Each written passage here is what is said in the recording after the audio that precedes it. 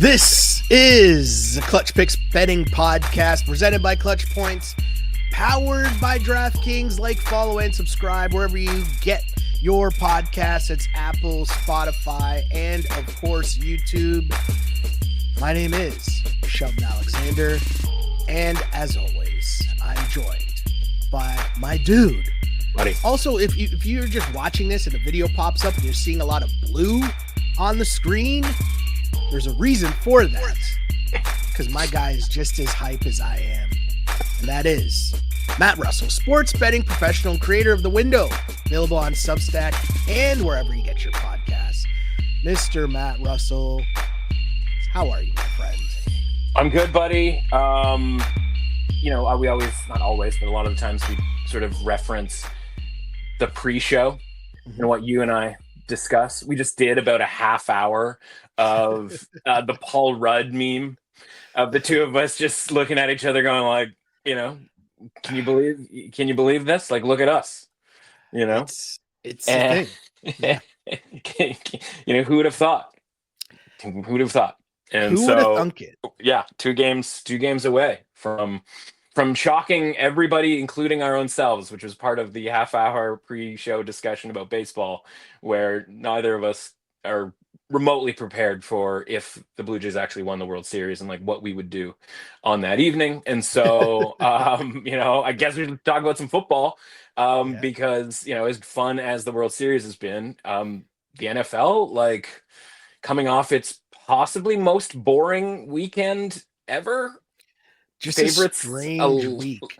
Favorites 11-2, not straight up, folks, against the spread. Yeah. Whoa.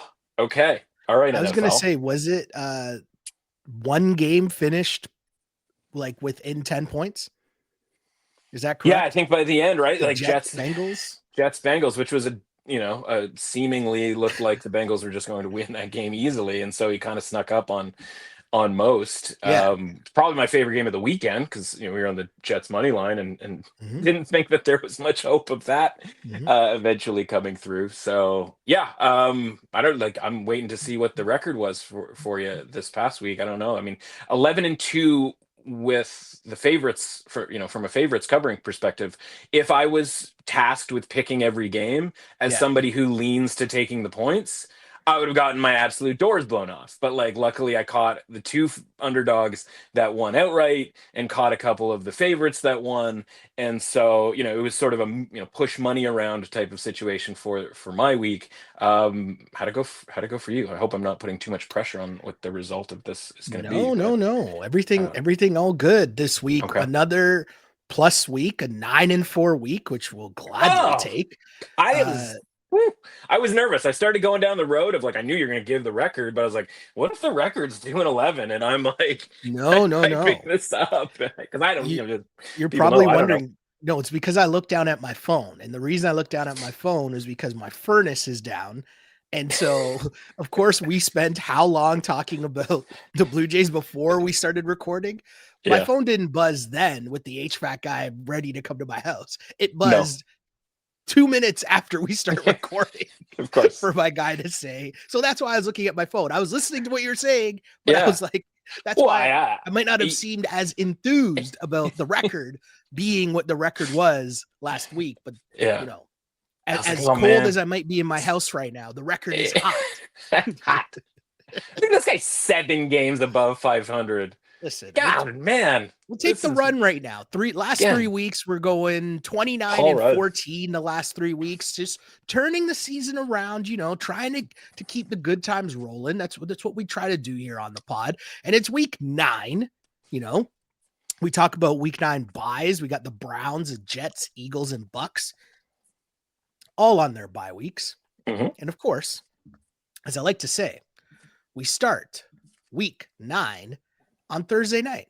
It's funny how we always start the week on Thursday night. It just happens that way, right? I tell you what, we also start with a winner on Thursday night, but that's just me quietly saying that so that the sports betting gods don't hear me. But good trends. We start this Thursday night football action with the Ravens as 7.5-point favorites on the road in Miami, taking on the Dolphins. It's a short week for said Ravens, obviously, but their defense we talked about it a couple weeks ago, getting a few guys back.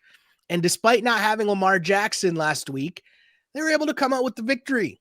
And now we're anticipating Lamar Jackson being back for this Thursday game against a Miami Dolphins team that's also coming off a win. And I mean, it was against the Falcons and Kirk Cousins. And I don't know how much we take away from that Kirk Cousins performance, but when you're the Miami Dolphins and, your coach is fighting for his job, a win's a win and a win's a win. Yeah. But as I look at this game, and it's a 7.5 point spread, I don't really like laying 7.5 on the road on a short week with the quarterback that hasn't played in a few weeks. Yeah. But at the same time, I'd like to discuss as we dig a little into what Miami actually did last week, or I should say what the Falcons didn't do last week. Right. I feel a lot more comfortable in the Ravens being able to run the ball against the Dolphins, something that for whatever reason, the Atlanta Falcons just gave up on and thought that Kirk Cousins was just going to, drop back and throw like air yards the whole game. Like, I don't know what the Falcons were doing, but I feel like the Ravens are much better suited to just run the ball against Miami and control this game and win it and cover the 7.5 point spread. Yeah, we talked about the Jets and Bengals, right, being one of the underdogs that we were on. The other underdog that we were on, especially if you listen to this podcast, was the Dolphins, right? Correct. And so, understand that we come from a point of being willing to back the Dolphins when the market is. I'm going to interrupt you for a sec just because last week you said this was a game, the Dolphins, where you just got to plug your nose and do it. And it might be ugly. And I was huffing and puffing, not going to lie. I was huffing and puffing like, I don't know. Yeah. Sometimes you just got to do the ugly thing. And betting on the Dolphins was an ugly thing. But it turned out to be a great thing. Sorry, I had to interrupt to give you your props. Well, listen, I appreciate you can interrupt me anytime if that's going to be the sort of result of that. But again, just from like a framework perspective, going like, well, if you just think the Dolphins are terrible, then like you're going to constantly say that you fade the Dolphins, even when they win.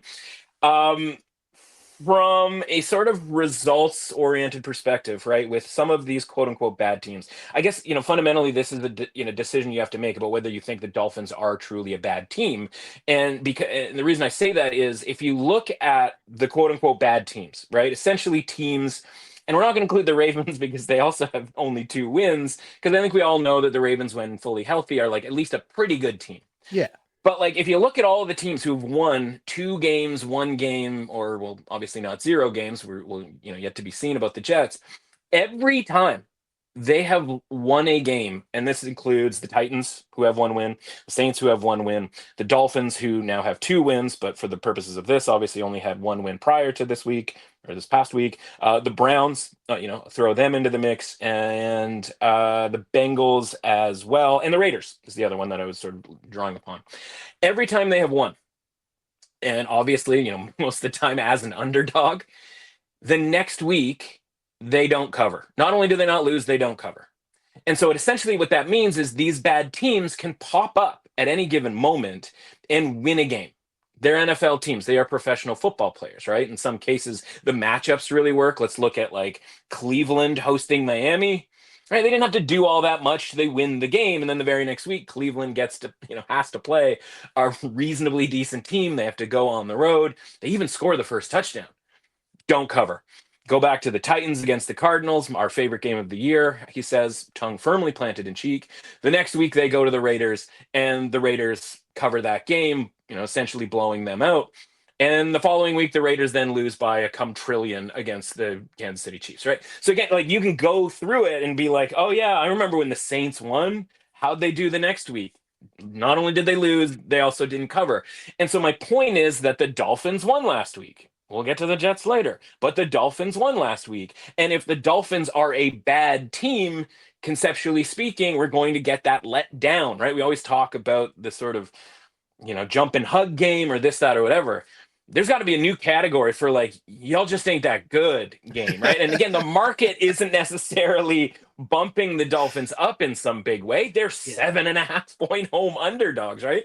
The market's not like, whoa, look out, here come the Dolphins, right? Which I think is also kind of an indicator as well that they maybe look at that game from the Dolphins. We talked about the idea that like maybe the best scenario for the Miami Dolphins is to definitely don't be outdoors in the cold, but also maybe not be at home either, because like I don't know that like Hard Rock is going to be rock in on Thursday night over excitement over the Miami Dolphins, because they're not even the sort of favorite team in that city that plays football currently, right? And so it's not like the Dolphins are getting some massive upgrade here, and every other bad team doesn't cover after winning.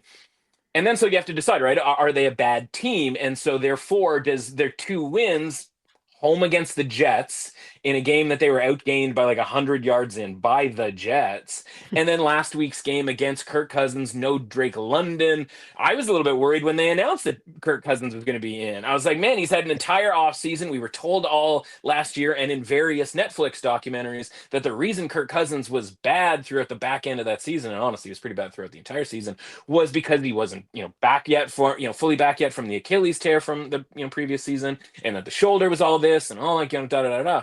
And it's like, oh no, he just still stinks, and it doesn't really matter. It doesn't really matter. And it's like, okay, so the Falcons kind of falconed that game, right? And again, part of that is obviously the injury to London and Cousins being in. So I go, all right, I'm sorry, nothing has changed for me. Like, we can win that bet. We can win that bet super easily, and I can still look at that team as in general and be like, yeah, I don't think anything's really changed. And so then you go, okay, we got Mike McDaniel, your boy Money Mike, on a short week. Okay, I don't really love that, right? We know what we're going to get from the Dolphins. Meanwhile, the Ravens, right? And that's a whole other conversation. But the short version of that conversation is we've been waiting post-bye for the Ravens, not just for Lamar Jackson to get healthy, but for the entire team to get healthy. And last week's fiasco with regards to Jackson was, there's all kinds of headlines and stuff like that. From a purely betting perspective, the most interesting thing about last week's games is that when Lamar was ruled out, the line didn't go into a crazy place like it did against the Rams, where the Rams were 7.5-point favorites because all of these guys were out. They were healthy except for Lamar. And so the line didn't, the Ravens rating, which, spends a lot of time in sort of the high 60s, even the low 70s, when the Ravens are considered one of the top 2 teams, like coming into the season, for example, going to Buffalo for week 1, they were in the low 70s. Against the Rams, that line, that rating shot to, I have it written down here, like 32. Okay. Right? Because it's like, it's not just Lamar, it's like half the team. And we're like, yeah, I know, but like that's still like a crazy rating for the Ravens. And of course, they don't cover either of those games. Last week's rating had them right around league average. So with Tyler Huntley and everybody else, this team was considered to be league average. And they go and they win and they cover, and they probably got pretty lucky to sort of end up covering the number that was available all throughout the week, right? That 6.5, 7 line. But they won easily under the sort of premise that they were just an average team. And so now that Lamar is back, where they had the bye week the week before, they could prepare for the Bears, they could prepare for the Dolphins, they could prepare for all of these teams down the line. And there's also an urgency level, because the other team, the last team that we saw that was a 7.5, 7-point road favorite on Thursday night, was the Philadelphia Eagles against the New York Giants. And so it's easy to look at this and be like, well, if that team can kind of phone one in here, like, so can any other team. The Ravens don't have the luxury that the Eagles had for that game, right? Yeah. The Ravens won that game on Sunday because they treated that like a playoff game. And I don't think getting to 2-5 all of a sudden goes like, we don't need to treat this like a playoff game, because there's also a new element coming into the fray, and that is a healthy Lamar Jackson. So I think you're going to get the absolute best effort out of the Ravens. And so maybe that's not sort of a long-term solution per se, or a long-term result that you're going to get them playing in that sort of low 70s level, because you and I have had some concerns about like what we think the Ravens are even going to be when they're fully healthy. Yeah. But this is that chance for them, again, even though it's a short week, but like they have a better coached team, at least we think they do.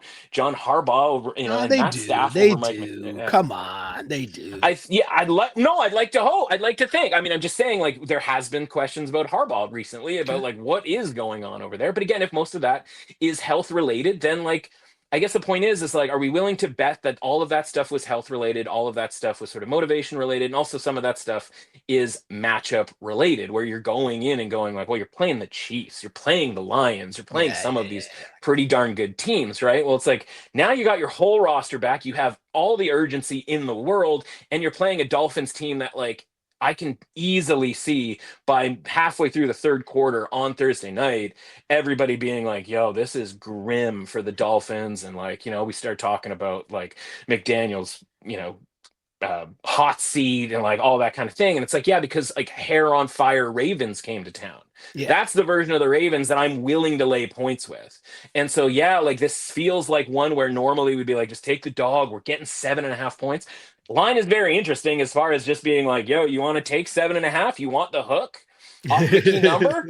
Like red carpet. Dolphins won last week, guys. Yeah. Like, just go for it. Take it. They'll probably stay close. They beat the Falcons last week. The Falcons are good. It's like, well, not that version of the Falcons. Yeah. Because they were also missing a defensive player that was really important in Divine Diablo. I'm looking at the Ravens deal here, right? And like, again, who knows? Because the Ravens injury report, a little bit sketchy last week. Everybody seems good to go here, man. Like even right down to like Patrick Ricard, who is, a sneaky key element for the Ravens run game. And some of the plays that the Ravens like to run, even with Lamar Jackson running. Now, I don't know that they're going to necessarily need to have Lamar running a ton, especially given the sort of wonkiness of the hamstring. But again, we're talking desperate times, desperate measures here for a 2-5 team. I think the Ravens show up in a big way on Thursday and probably blow the Dolphins out. And we always talk about the Ravens and how they like to show up in these primetime games, maybe a little more than some other squads, but also like Roquan flying around last week. Like it's just, we talked about it week in, week out for the past few about the Ravens defense and needing some of those guys back.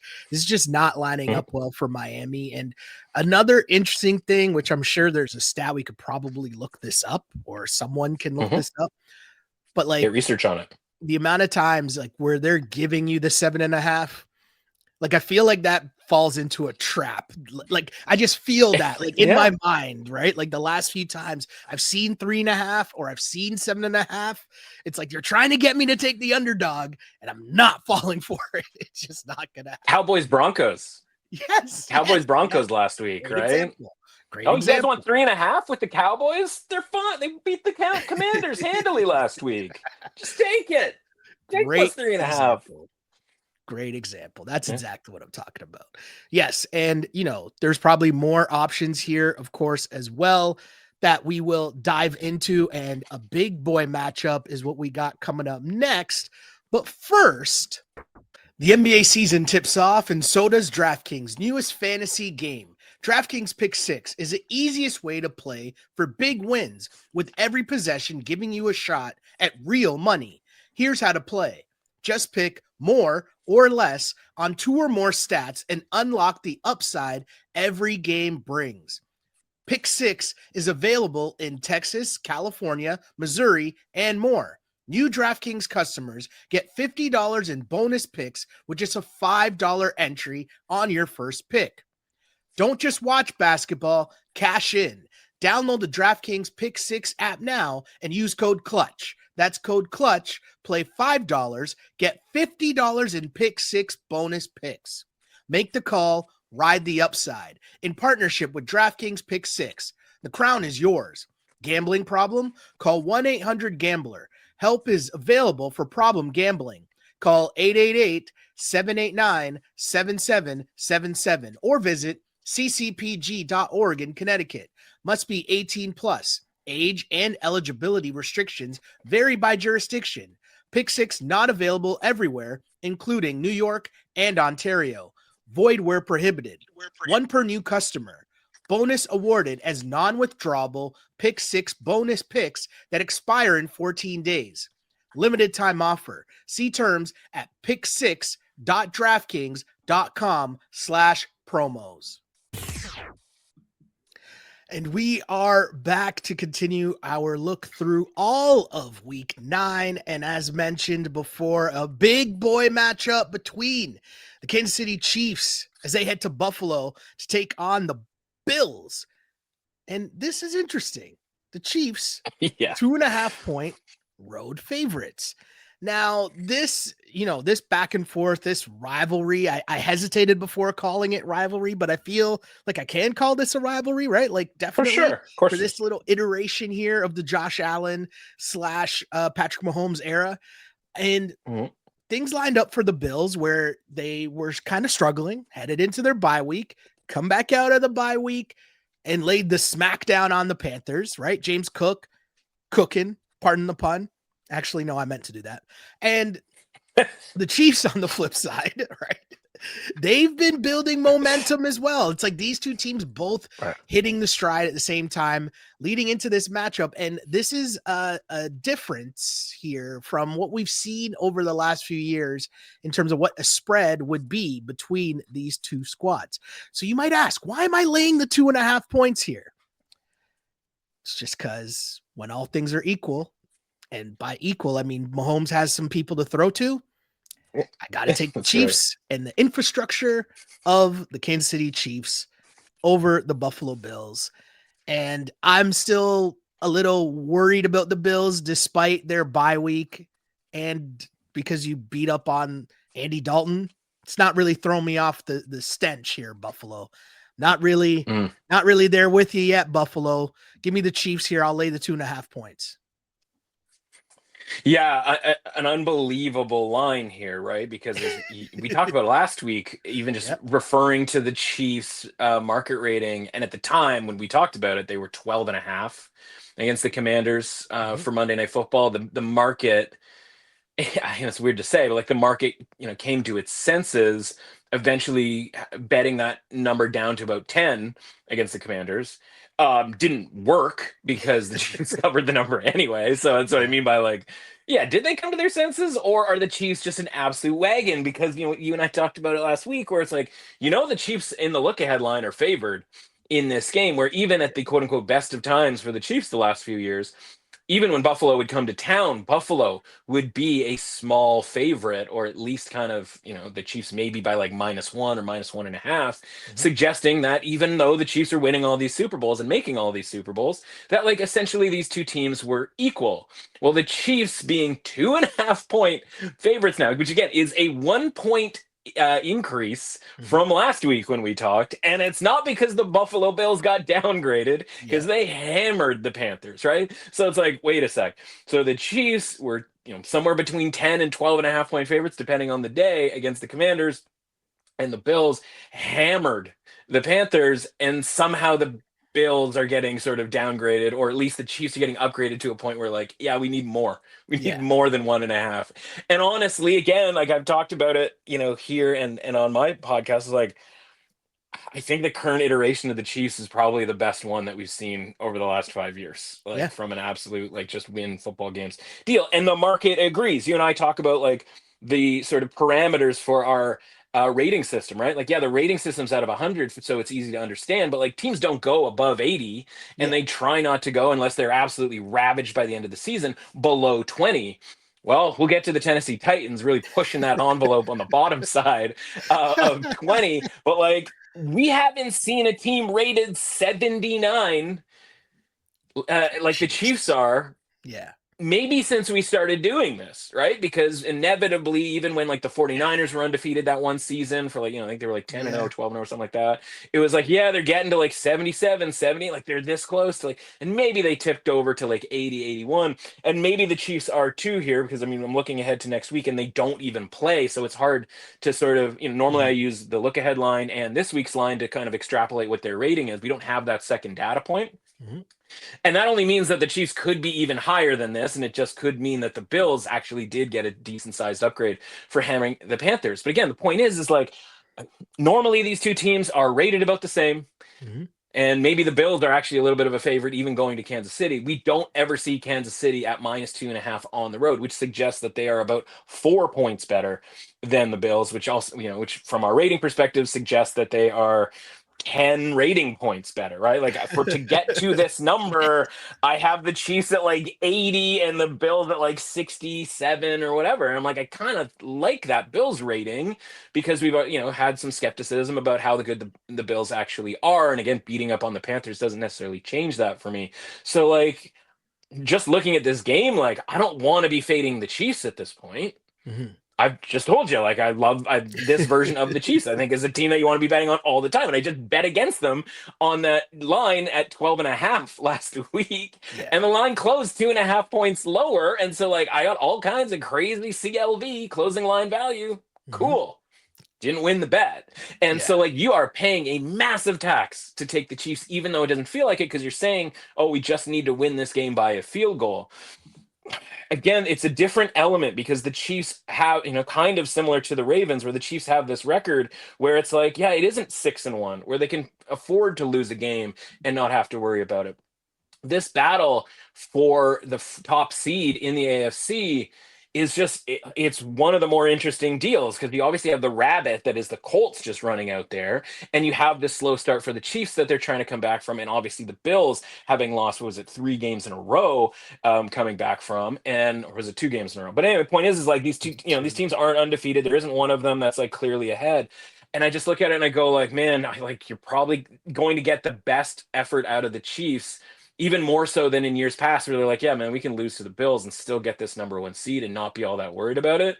Whether it's trying to keep up with the rabbit in front of them or keep up with each other, like, it's just so tricky, man. Like, I wish I had more for you. I will say that now that we're up to 2.5, I think like where I'm going next with this, like Bills plus 8.5. Yeah. Bills plus 8.5 at home in a teaser leg. Yeah. Like, yeah, maybe. And again, the Chiefs just lost Pacheco too, right? And it's like, okay, like, not that he's like a world beater or whatever, but like, they're trying to get away from Kareem Hunt. I don't think that Brashard Smith is necessarily ready from like a pure running back standpoint. Yeah. This might just be Mahomes throwing the ball like a million times. But what do we say a lot of the time about the Bills? And honestly, it's kind of the same thing with the Chiefs, is that both teams' run defenses haven't been very good all season. And if the Chiefs can't run the football and it's just Mahomes throw, they're kind of going into the Bills' strength, if you will, pass defense, right? It isn't Derrick Henry pounding into the Bills' run defense, which is where it gets really dicey for the Bills. So, yeah, from a rating perspective, like, we're supposed to just fade the Chiefs when they, or any team when they get this high. They're not really some team that can take advantage of what the Bills do poorly, which is run defense. Again, so if this goes to 3, I'm definitely on the Bills. I really like the teaser leg idea of like daring the Chiefs to beat the Bills by 10 on the road. And again, as much as the Chiefs have been great in the last few weeks, it's Commanders at home without Jaden Daniels. It's the Raiders at home. It's listen, the Lions are obviously a really good team, but that's a home game as well. Yeah, I think it's just the more that I talk myself into it, it's just going to be more where the market is going to keep betting the Chiefs. And we're going to see where it kind of ends here, right? Like, does it get to 3? And if it gets to 3, it's going to be there for 12 seconds. Yeah, right. That's what I was like, going you got to be sitting there on your screen, like, waiting for that to happen. So I don't know that we're going to get that. Again, I think this is, listen, it's such a good game. It's even more interesting this year, I think, than even in years past because of all the reasons that I mentioned with regards to the standings. But yeah, I just think you're going to look back at this going like, yeah, the Chiefs under a field goal like sounded like a good idea. And then we're going to realize like, listen, just from a sheer market perspective, like the Bills are probably the right side to play. It's just so tough given like our general regard for the current iteration of the Chiefs. But again, maybe that's kind of masked by the fact that they haven't played any really good teams in the last few weeks. Or certainly away from home. Yeah, it's definitely a great matchup, and the Bills defense finally getting healthy for a half before Oliver got hurt again. That doesn't help them. I also just wonder. That sucks. Yeah. Yeah, I also just wonder about Buffalo and like James Cook.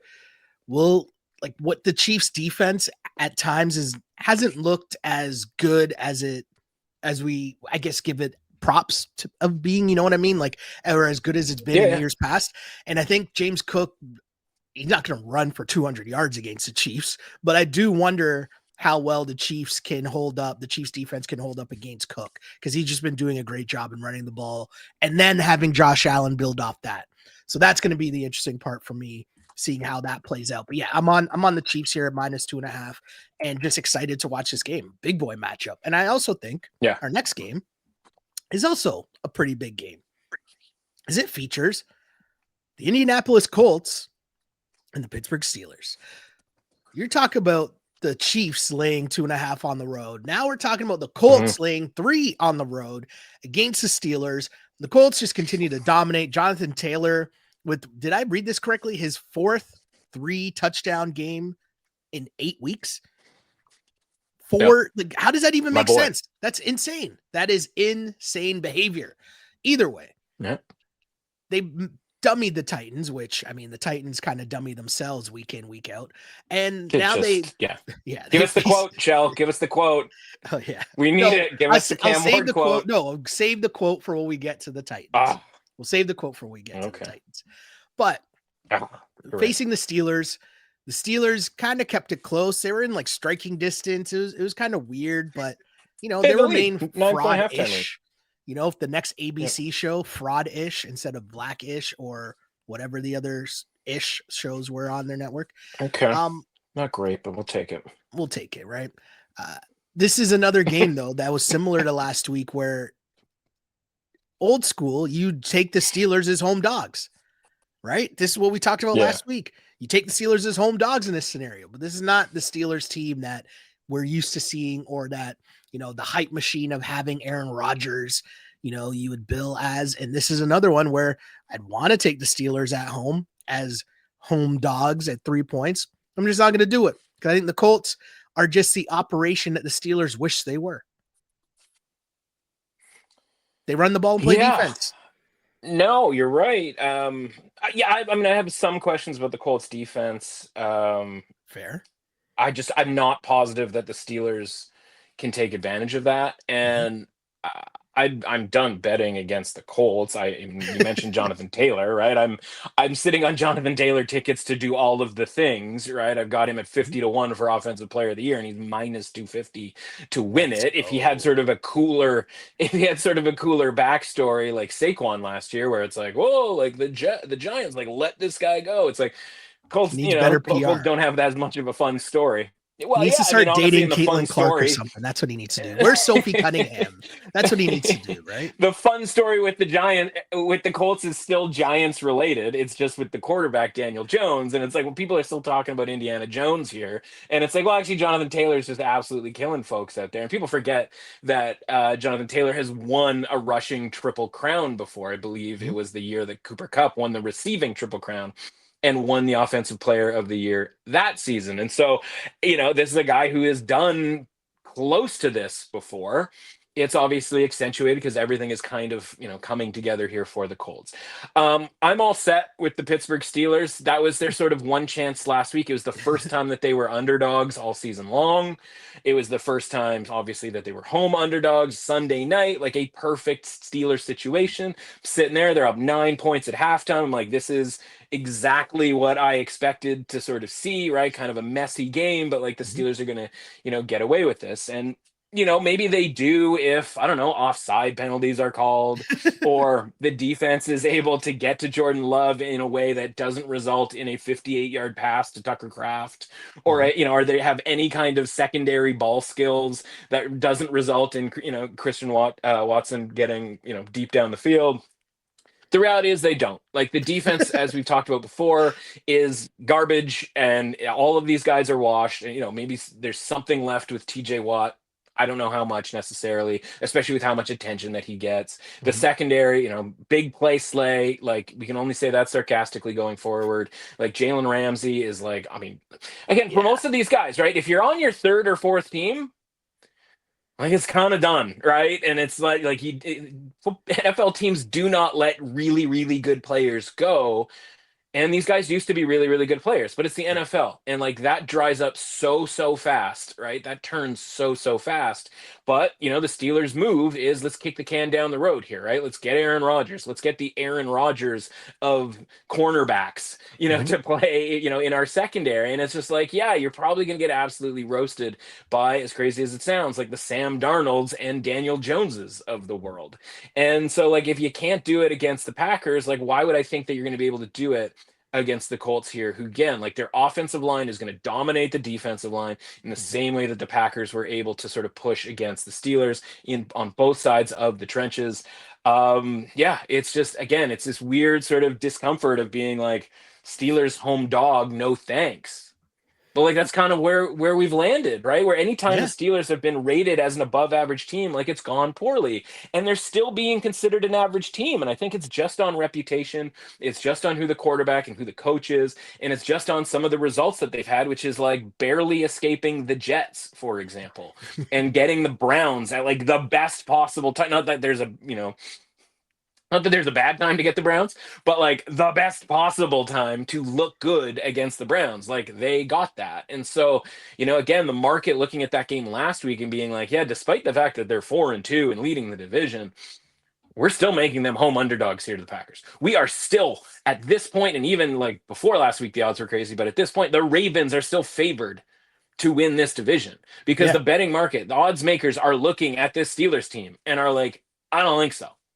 Spot the Ravens 2 games all you want, or in the case of last week, 3 games. And it's like, like we still think the Ravens are going to come back and get this done. Not because the Ravens are even necessarily going to win all their games down the stretch, but it's like the Steelers are going to lose a bunch of them. In the same way that they did last year when they finished the season 4 straight losses, all pretty much blowouts to kind of blow their position as the division, potential division champion last year. So like there's how much else do you need to see from the Steelers here beyond, and by the way, the Colts, right? To sort of realize that the Colts are the much better team. And we're still waiting for that letdown from the Colts. And like, maybe it just isn't coming. I don't know, man. Like it's pretty crazy. Like this team is really, really good. Yeah, I totally agree with the Colts too. Cause I know early on in the season, we're in the week 9, but I want to say I spent at least the first 3 to 4 weeks just waiting for like, all right, maybe the Colts aren't that good, or maybe Daniel Jones is just going to turn into the old Danny Dimes or what. And it just hasn't happened. And I think it goes back to something that you always preach week in, week out, is knowing the coaching staff and the operations that are being run. And I feel as if the Colts have a good enough operation where they're not asking Danny Dimes to do too much, right? And they're trusting in their running game, which has always been solid. And they play pretty good defense. Like their defense holds up, right? Their defense is good enough and definitely good enough against this washed version of Aaron Rodgers and the Steelers offense that, has been in trouble for years and years and years and years. Yeah, and looking at the Colts, just one last note, like just looking at the Colts, again, I've talked about like extrapolating market information from the look ahead line as well, right? Like being home 6.5, 7-point favorites to the Falcons, where again, like we just talked about the Falcons, like who are the Falcons to be sort of rated, like an above average type of a team, right? So like the market is soured on the Falcons as well they should. Though this week's game's interesting. Again, I'm just looking at the Colts going like from, using those 2 numbers, and I'm like, the market still has the Colts as like a 61. Yeah. And I don't know, man. Like I'm looking at the Colts going like they might be as good as the Bills. They might be as good as the Rams. Yeah. Yeah. Right? Like, there's nothing to say that they're not, right? And so it's like those two teams are rated in the high 60s. So why can't the Colts be rated in the high 60s? I think it goes back to something you said earlier, which was the name recognition of Tomlin and, they got DK Metcalf to go with Aaron Rodgers. And it's just like name association, which like DK Metcalf has better PR than Jonathan Taylor. Do you know what I mean? Like Jonathan Taylor's got a way better career than DK Metcalf, but we know who DK Metcalf is because he's had better PR and better, he ran down the field and tackled a guy 80 yards away. Oh my God, that's amazing. Yeah. But like, cool, catch a pass over the middle. You know what I mean? Anyways. Yeah. And he also regularly costs his team 15 yards and the dumbest personal fouls. Like DK Metcalf leads the league in like, there's a flag on the play. It seems to have come after the play had stopped. And then it's like he leads the league in like the Zapruder film to figure out like what happened with some sort of skirmish. Cause it's always like some low side angle camera from like a mile away. And it's not even like DK's not even at the center of the screen. It's like always like half of him is cut off, but all you see is like, I want to do this correctly here. All you see is like him punch just his fist, like punching somebody from off camera. Yeah. And you're like, oh God, was that DK punching a guy in the face? And you're like, why'd he do that? And then inevitably DK's pointing at the guy, talking to a coach, being like, that guy was mean to me. And it's like, DK, you're not 7 years old, man. Like you can't be just punching guys out on the field, and inevitably a 3rd and 2 turns into a 3rd and 17, and we all sort of wonder why Pete Carroll doesn't have his guys buttoned up, and and it's like, yeah, or maybe a guy who's like an 8-year vet or whatever DK Metcalf is just making still some incredibly dumb mistakes, which of course is not going to help a Steelers offense that's already pretty grim. Correct. I co-sign all of that. I also co-sign our next game, which is the Broncos at the Texans. Texans laying 1.5, slight favorites at home. I'm on the Broncos here, as essentially I've said for the year, as we see a lot of these 1.5 lines here where it's just simple. What's the ask here? And the ask is just asking the Broncos to win. And I can do that. I can handle that, right? You're basically asking them to win. I know it's 1.5, but you get what I'm saying.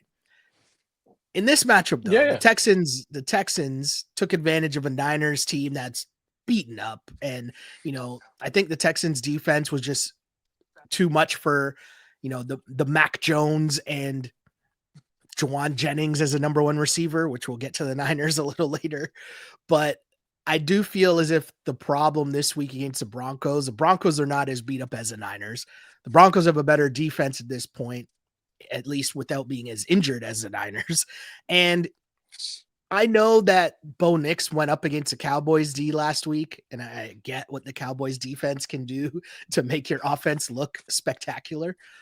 But I also just feel that they have more weapons around Bo Nix. They have more things that they can do with their offense that should be able to put up a better showing against the Texans than what we saw from the Niners.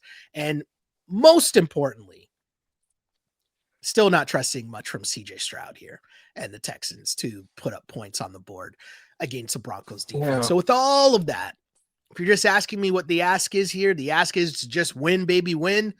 I'm going to take the Broncos, who I just feel are the better team, better fit operation. And, last week was kind of a big win for the Texans, and we like to jump off after that happens. Yeah. I mean, last week's was interesting, right? Because it's at a 2-point spread. You basically go, okay, you're telling me that the Texans are the better team, right? Because we go build in essentially 1.5, maybe 1.75, but not for a Texans home field advantage. So you go build in 1.5 for the home field advantage, and then you're going, okay, where's that other half point coming from? And it's the idea that the Texans, despite having played late game Monday night, not all that impressively against Seattle, saying that they're a better team than the 49ers. And that was really kind of hard for us to sort of stomach, right? Yeah. But, then you watch the Falcons play another week and you go, oh, maybe that 49ers win against the Falcons wasn't all that impressive. And eventually these injuries are going to sort of get to the 49ers, which if that's the case, and, the Texans dominated the 49ers, particularly in that first half, you go, okay, how much credit are we supposed to give the Texans for that win? And now we get to this game and it's -1.5 for the home team, which again, page 1, chapter 1 is telling us that these two teams are rated the same. And there's one sort of caveat to all of that. And the idea that you and I are probably shaking our head going I don't think the Texans and the Broncos are the same. It's that Patrick Surtain is now out for a few weeks. And how does that change the Broncos defense? How does that change their rating with regards to this game? That is the tricky point in all of this, because you're going into this going, what does the Broncos defense look? How different does it look? From an offensive perspective, you mentioned it. It's night and day facing the Cowboys defense versus facing the Texans defense. Because for all of our, issues with the Texans, of which we have plenty, they're all on the offensive side. Yeah. The defense is still really nasty. Very legit. when it comes to the Texans, right? The defense essentially kept them even kind of alive in that game against the Seahawks. That, versus being on the road on Monday night in Seattle, which is theoretically a tougher place to play. And again, Seattle's a really good team as well. So it's so tricky because we're into the week 9 here, and we have to start believing in teams like the Colts and the Seahawks as being these not just good teams, but potentially really good teams that you kind of have to throw the result on and not really kill a team like the Texans for losing at Seattle. Do you know what I mean? It's they lost at Seattle and they were 3-point underdogs. It's yeah, or Seattle might be really, really good. In the same way that's you can do the same, deal with the Colts. I mean, even the Broncos, right? Like, oh, you go and they beat the Colts, in Indianapolis or whatever, that game comes like, down to the wire, and you're like, yeah, they're probably as good as the Colts, given that result. And so it all becomes sort of tricky to kind of throw out your before the season opinions. But we are into week 9, and maybe that ends up being sort of the case here. So all that is to say, like, I'm worried about the Broncos not having as easy a go, obviously, offensively, where the Bo Nix offense starts to look like the game against the Jets or 3/4 of the game against the Giants. And if they don't score any points, it's going to be considerably easier for the Texans to win this game. And where they're going to need to win the game is they're probably going to have to score some points. And it becomes considerably easier to score against the Broncos when Patrick Surtain isn't out there making life essentially easier on everybody else. Because even against that Cowboys game, right, it was like, all right, we're putting, we all kind of thought Surtain was going to go against CeeDee Lamb. And then the game starts and they're like, oh yeah, they're going to put him on Pickens, because Pickens is like, as weird as it is to say, like kind of the tougher athlete than CeeDee Lamb. Like, imagine having a teammate who is considered like a better athlete. And in my head, I thought to myself, that makes some sense, but at the same time, like, there's no easier way to sign yourself up for getting burned by CeeDee Lamb all day than by putting Patrick Surtain on Pickens. And so they started mixing and matching and going back and forth. But the point is like the Broncos had that tool in Surtain to be able to just go back and forth. Yeah. And be like, oh, like Lamb's doing stuff? Okay, put him on there. Oh, wait, no, like Pickens is doing stuff? Okay, let's put him there. And now that guy's gone, we can, like, I like Riley Moss as a second or third corner. I like Jake, McMillan as a second or third corner. Like, it all fits well when you have the defensive player of the year from last year on the team. Yeah. When he's no longer on the team, it gets kind of grim, like, pretty quick. And the one thing that the Texans are kind of doing now is that these young receivers, basically the entire Iowa State receiving core from the last like half decade, is just out there now. And it's like Jalen Noel is catching passes in the slot. And he's catching passes deep down the field. And like Xavier Hutchinson's like all of a sudden like involved. And again, like I know the matchups get a lot easier when Patrick Surtain is no longer, in the mix. And so I think when we're talking about like the Broncos rating, seeing them having escaped the Jets, escaped the Giants, obviously handled, and we talked last week, but like if Sean Payton can't draw up a play against this Cowboys defense, like, yeah, he drew up a bunch of them and they were wide open a lot of the time. Yeah. This isn't that, man. Like, this isn't like Sean Payton can just draw this up against the Texans defense, because there's just not that kind of time. Will Anderson is right in the mix for defensive player of the year. And again, the Texans secondary is really good. And it doesn't look like they're going to have the same like gaping hole of, star power missing the same way that the Broncos have. And so, again, it's easy to kind of get into the Broncos when like things are cooking really, really nicely.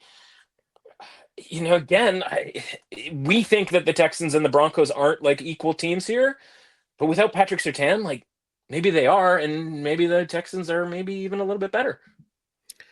This is a very interesting one here for me. And, even listening to you as you're going along, and the biggest thing here for me is obviously without Patrick Surtain not being in the lineup, that's obviously massive for the Broncos. But also, the one thing that's very important, I think, is just going up in levels from the defense that you're facing. And I don't think the Texans defense has gotten enough credit for like how bad their season would be if they were just average. Do you know what I mean? Like if they were just like, okay, their season is cooked. But the fact that their defense has allowed CJ Stroud to sort of, find his way, like do enough last week. And we saw last week when the Niners couldn't get any pass rush at all, CJ Stroud looked very comfortable and was able to get things done. And I think if you give him that opportunity this week, we might be surprised again, or I should say I might be surprised again. So for that reason, you can't hear the gong. We've decided that. We've gone. Did it work last week? I'm pretty sure I checked that it did. Yeah. The inbox wasn't flooded with people going like, where's the gong? Where's the gong? That's exactly it. That's exactly what was going on. The inbox was just flooded with people just all fired up over the gong and trying to get other noises put in instead. But control room's working on that. One quick last note, right? We had Nico Collins missing that game last week, and all of those guys had to sort of step up, and I think they did a nice job. And it was a 6th day since he had gotten that sort of concussion or concussion-like symptoms or whatever. Obviously, think about it this way, right? You minus the Broncos secondary with Patrick Surtain, and you plus the Texans receiving core with Nico Collins, who's home road splits are completely outrageous. Yep. Like, he's so much better over his career at home with CJ Stroud. And again, part of that might be CJ Stroud being better at home as well. And again, like, it's so easy to get kind of wrapped up in how we perceive the teams and going like, why are the Texans favored in this game? And it's like, man, when you start adding up the pluses and minuses here and you really look into like how the Broncos offense has done against good defenses, and this Houston defense is, as we mentioned, like really, really good. They're right there with the Packers from like a EPA per play, rush defense and pass defense, like both being good.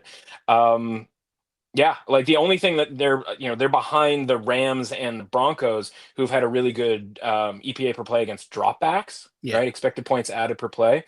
And again, part of that might just be the quarterbacks that each team has faced. But, because, the Broncos have had it up until last week, have had it, pretty easy, I should say, with the quarterbacks they've faced, right? Cam Ward week 1, it's Jake Browning at home. It's, the New York quarterbacks that, as much as Jackson Dart has been fun, like that's still probably a bottom half type of matchup.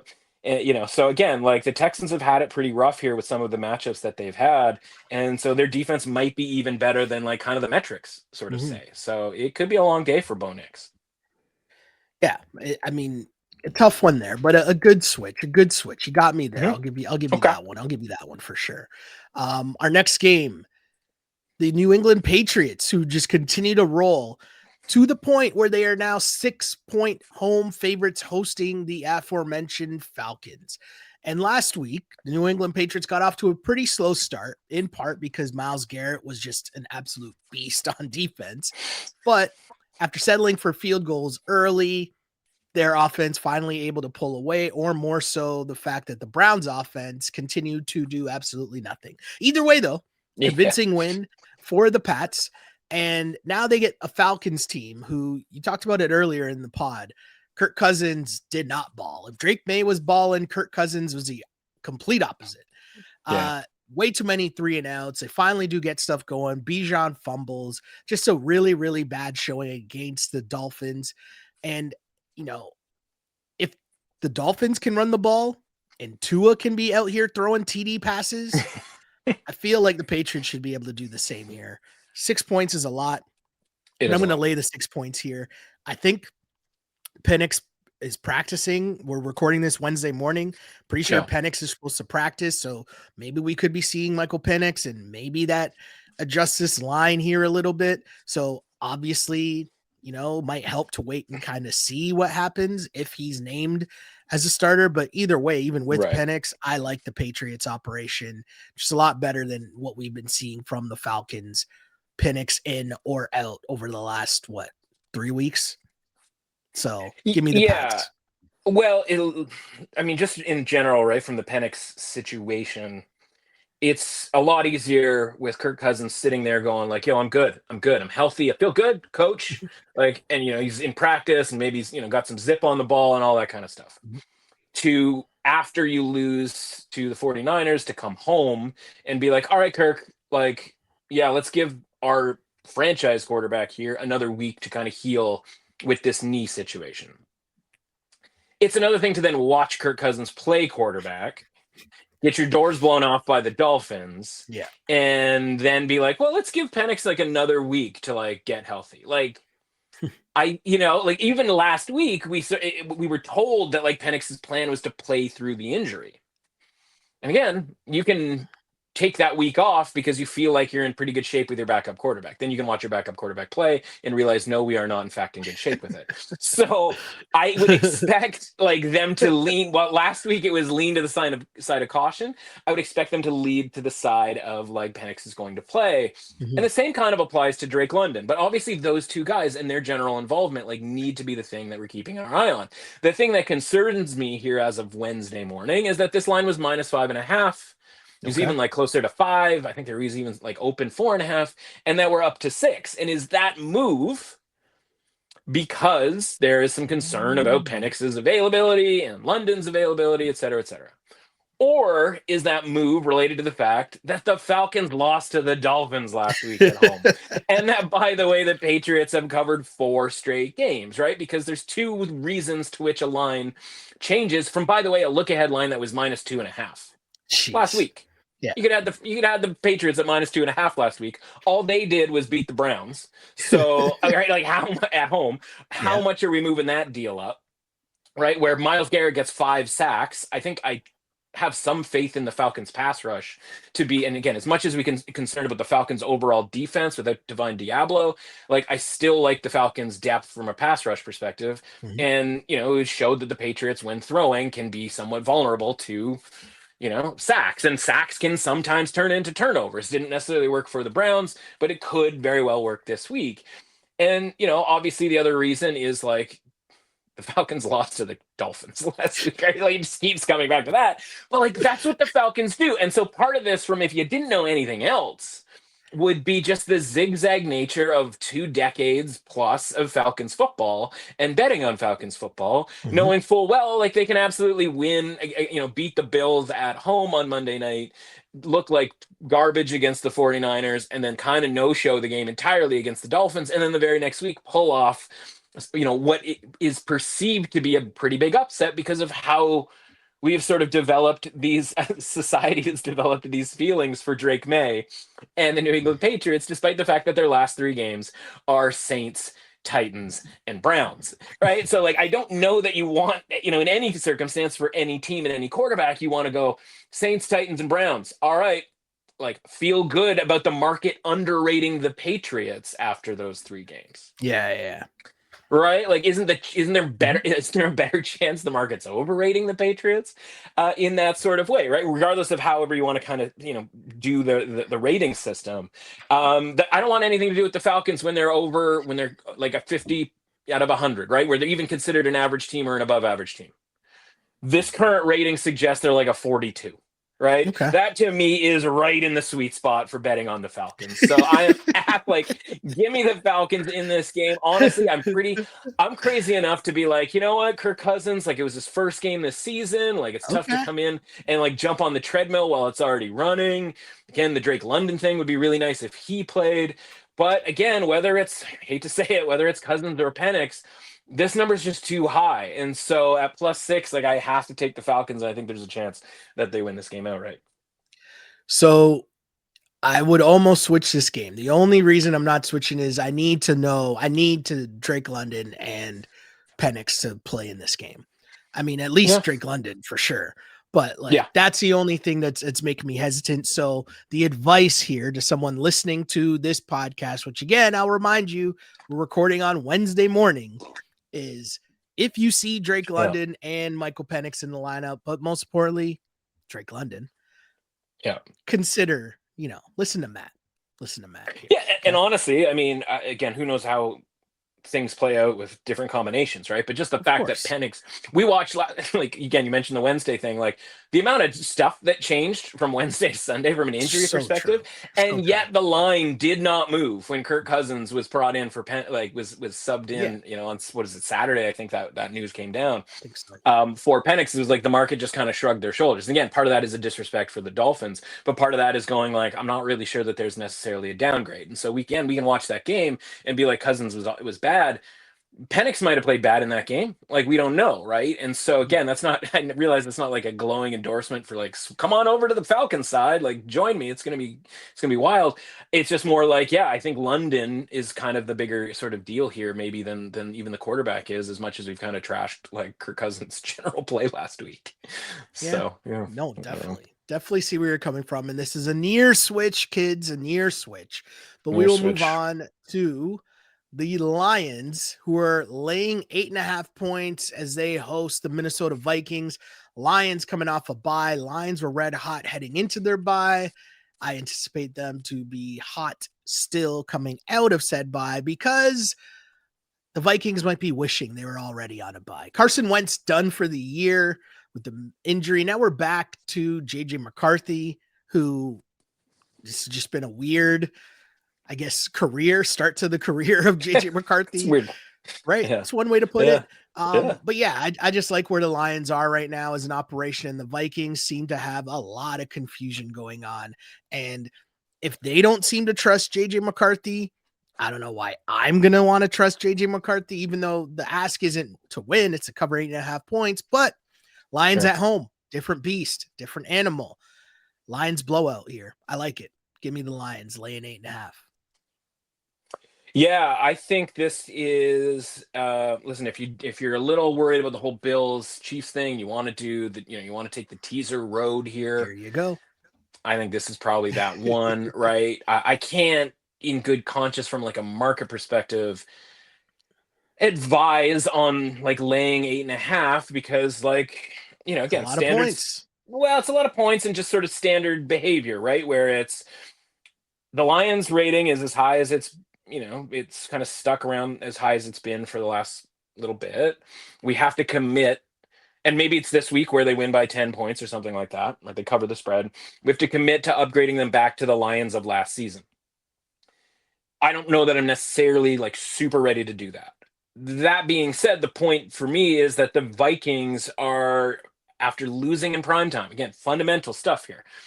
Like, yeah, nobody's going to like the Vikings after we watched what they did again, last week. The one thing that's sort of saving grace potentially for the Vikings is, we watched them play the Lions last year, and the defense did pretty well against Jared Goff. And, you'll remember, like, that last game of the season, eventually the Lions pulled away. So like the score is a little bit more sort of odd. But when you watch that season finale game, right, both teams were like 14-2 or whatever it was. And it was like, this is for the division. This is the most wins ever for like a, week 18 game, stuff like that.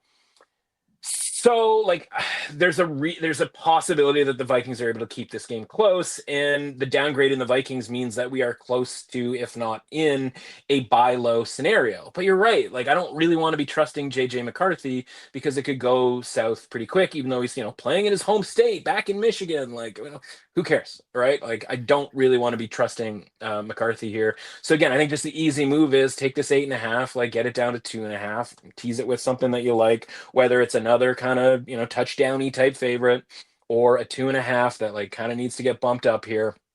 That's just kind of how I would play this game. It's, it sucks to sort of use the teaser leg as, from the game of the day perspective, that Bills Chiefs game.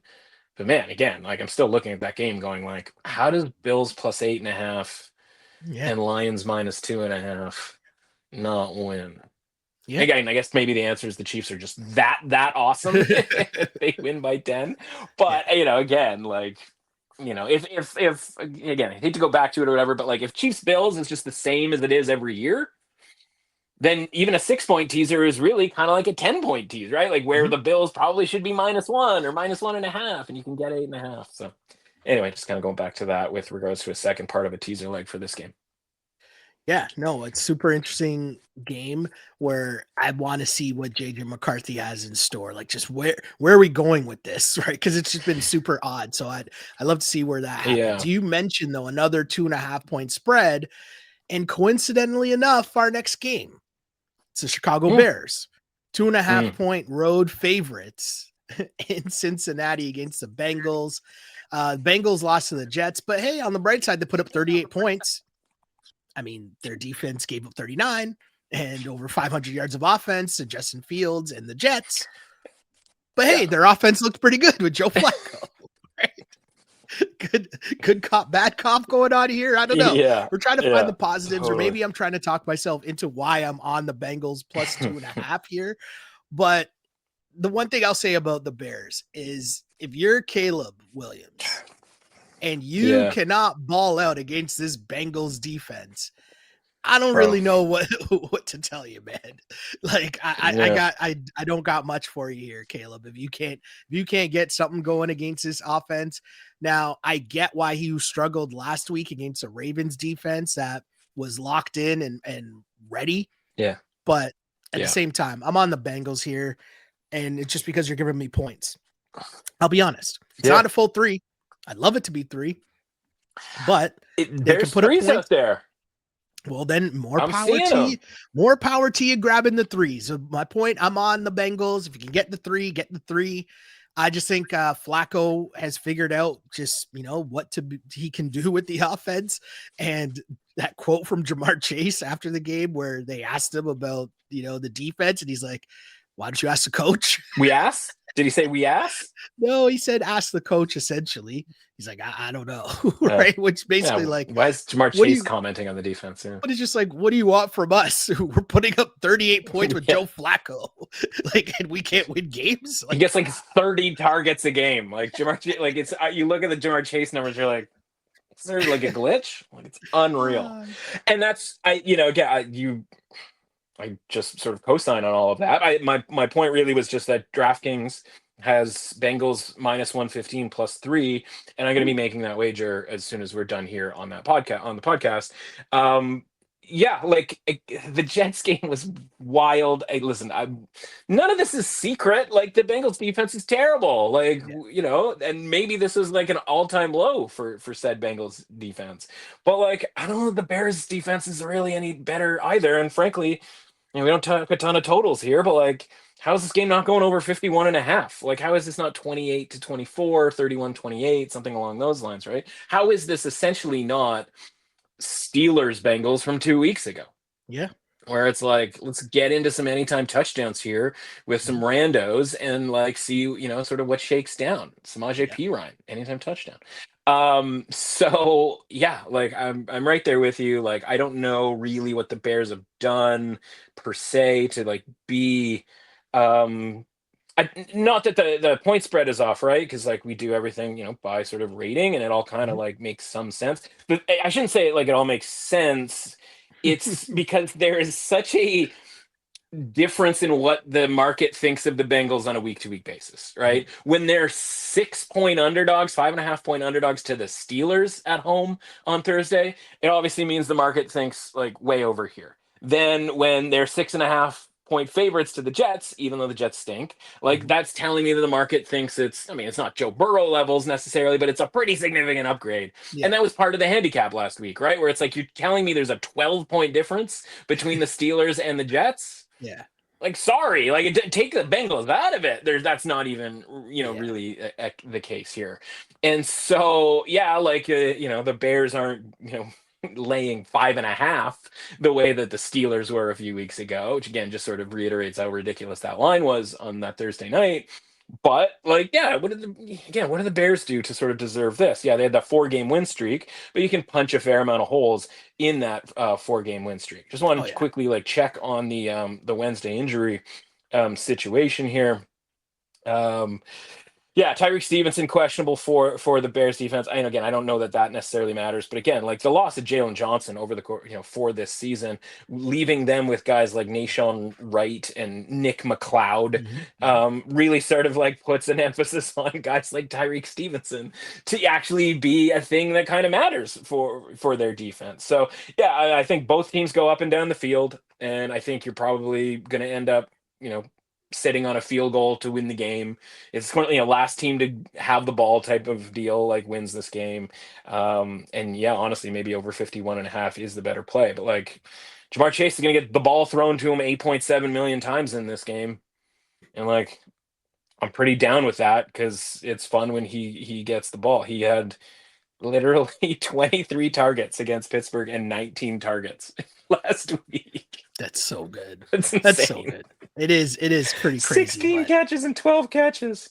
Joe Flacco understands ball. He just knows what his job is. Yeah, I was just gonna say he knows what to do. Like, just give it to Jamar. Like, again, like, how is it that much more difficult for Jake Browning to do than Joe Flacco? Again, that's why I always kind of say, like, I wish I knew more about like football, like X's and O's and stuff like that. Like, a lot of the stuff I do is obviously market related, but like, just like, how can Jake Browning not do this and Joe Flacco can do this? And again, maybe it's an arm strength thing, maybe it's a connection, experience, all of that sort of thing.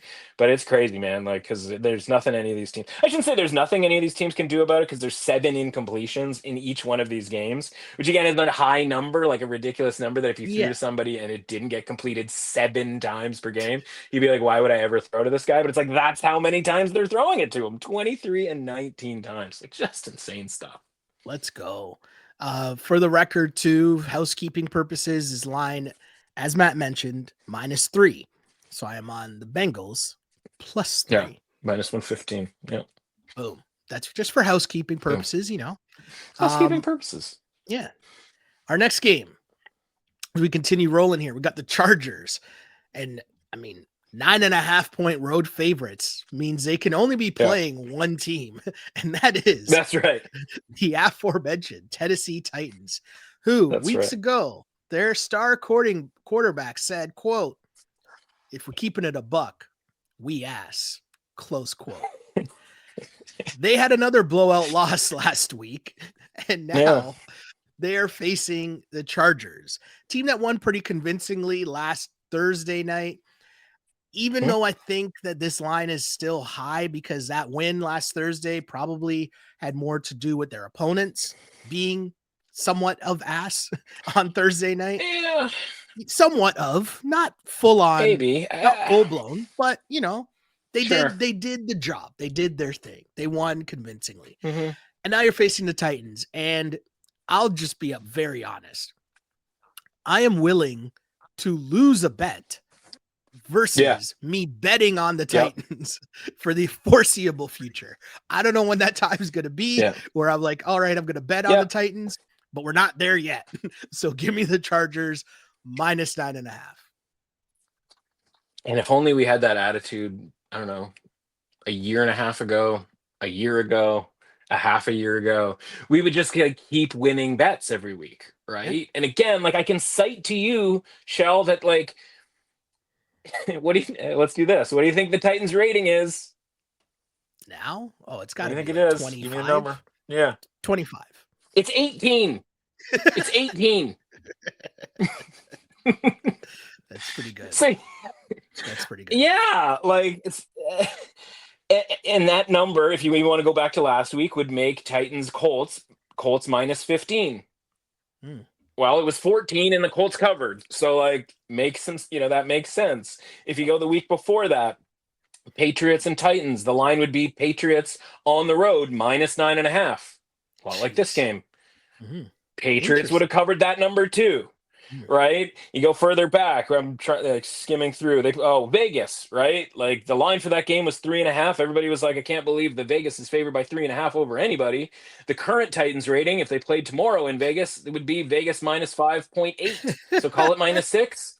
Raiders covered that number, right? So again, like, you can drop the rating after the fact and go up and down the lineup, and we're going to skip week 5 because it only makes me even more mad that we, that we did not win that game, because every other game, and again, 3.5 quarters of that game, just shows us that Tennessee very much ass. Even go back, Houston, week 4. This rating for Tennessee and Houston would be Houston -12.5. Woo! Houston shut them out that week and covered that game, right? So again, like, I can tell you that the rating is 18.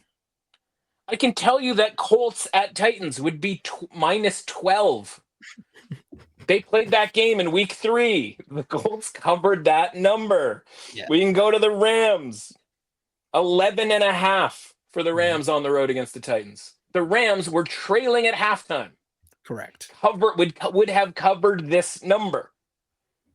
Go to the Broncos. Again, might as well. We're all the way here. Tennessee and Denver, week 1. It's the only time. Denver would be 13-point favorites in this game, and they won by 9. And so that is the last time that with this rating, the 18, the through the bottom of our sort of parameters rating, the Titans would not have covered outside of week 5 since week 1. They would still be at this rating, Chell.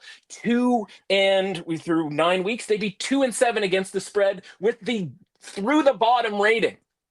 That's tough. So yeah, like why wouldn't we just keep taking the Chargers, who by the way, like maybe aren't upgraded enough for the general presence of Joe Alt. It's probably a really good football team.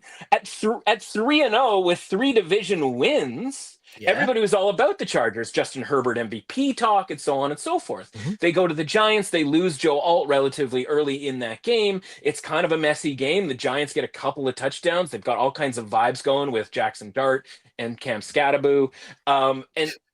And since then, Joe Alt misses a couple of games, and the Chargers lose a couple of the games, right? And they actually, they beat the Dolphins. And then Joe Alt comes back, and guess what? All of a sudden, Justin Herbert has more time to do Justin Herbert things back there. And so if we just treat the Chargers the way that we treated them, say like, Alt version, not alternative, but literally Joe Alt version, this team's probably, they're 4-0 with him in the lineup. And so why aren't they rated alongside the Eagles, the Seahawks, the Ravens, even the Rams, some of these teams that are in the 60s? They're still in the high 50s because people are like, oh, they just beat the Vikings last week. It's not that big of a deal. I think Joe Alt coming back here is a really, really big deal. And so, yeah, the defense against some of these really good teams might not necessarily hold up, like when they're playing the Patrick Mahomeses of the world. They're not playing the Patrick Mahomeses of the world. By the way, what do the Chargers care about road games, right? They went to Brazil to beat the Chiefs. They play a home game. Most of the time, the other team has more fans than they do, right? Vikings, purple all over the stadium last week. Does not matter. I'm sorry, the Tennessee Titans have some electric home field advantage. Who are even going to Titans games at this point? By the way, like they are shopping and trading or trying to trade everybody that they possibly can, with the one exception being Jeffrey Simmons in the middle of that defense, who's, questionable to return, and he missed last week, right? And so they have a bunch of these guys on IR, L'Jarius Sneed, who's going to cover the receivers. L'Jarius Sneed's on IR. We're talking about 3 of your all-time favorites, Samuel Womack III, Jalen Armour-Davis, and Marcus Harris. 3 guys that you have posters up on your wall in your bedroom as the 3 defensive back cornerbacks for the Tennessee Titans that are being charged with guarding Ladd McConkey and Keenan Allen, Quentin Johnson, who didn't even do anything last week, and my own personal hero, Oronde Gadsden II, who's playing so well, he's making me think Oronde Gadsden I was an even better receiver for the Dolphins than he actually was. Like, my opinion of his dad is improving. That's how good Oronde Gadsden II has been since they started allowing him to do things out there. This team is on the way up from the Chargers, and again, the Titans have lived in the darkness and are just exist there and wouldn't cover whether they're rated as a 25 or an 18, and hell, maybe not even as a 15. And that might be where we end up here with your boy Mike McCoy at the helm. Is just the whole thing is a train wreck, and I'm out. And so again, I will tip my cap if the Titans keep this game close, and I'll be like, all right, 18 is as far as we can go, I guess. But again, there's too much information from previous games to think that 18 isn't honestly fair, or still maybe even overrating these god-awful Titans. Yeah, I mean, yeah.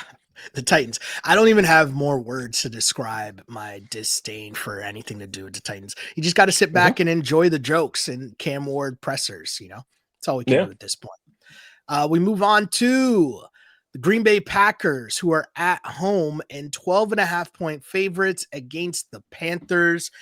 This seems a little different to me because it's one of the rare times that I'm actually going to go back to one of our older principles here, where I'm like, you know what? I'm going to start on just taking the double-digit spread.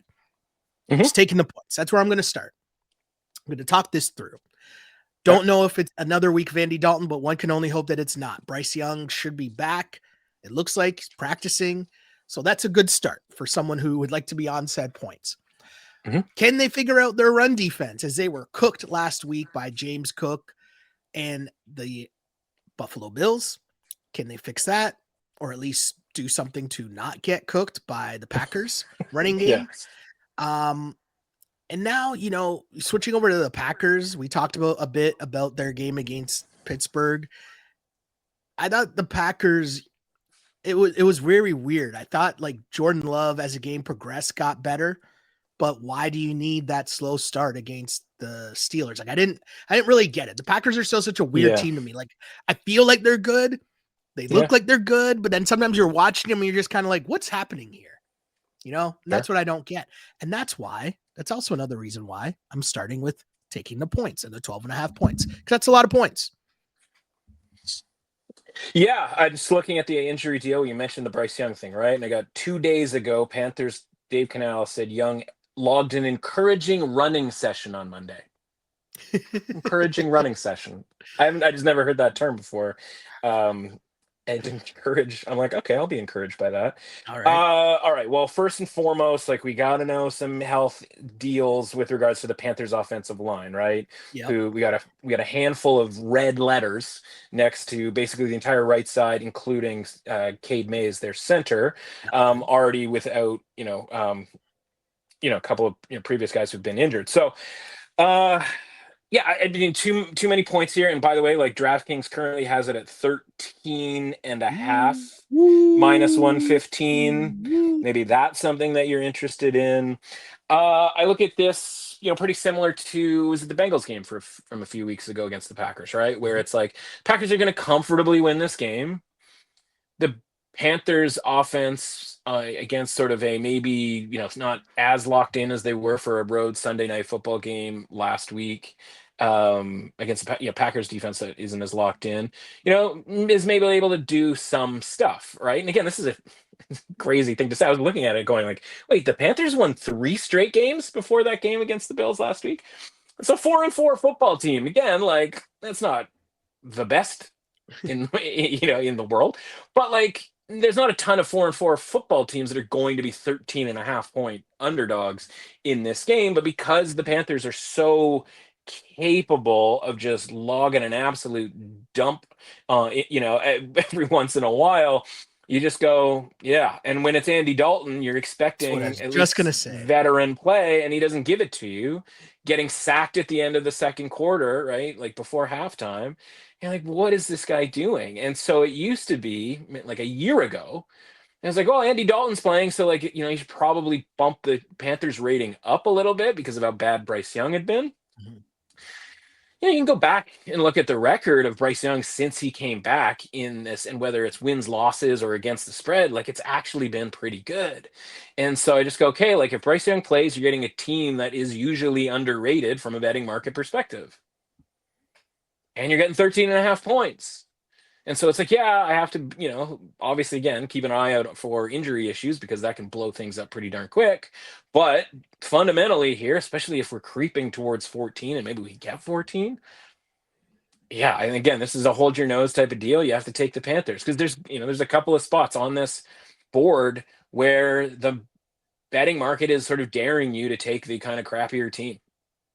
And it's funny, we just talked about the Titans, and it's like they're not even really daring us to do that because of what I talked about with regards to like that team's rating. But like, put it this way, right? If you took the Panthers rating, that is making them a 13.5 point underdog. I kind of have that estimated at 29.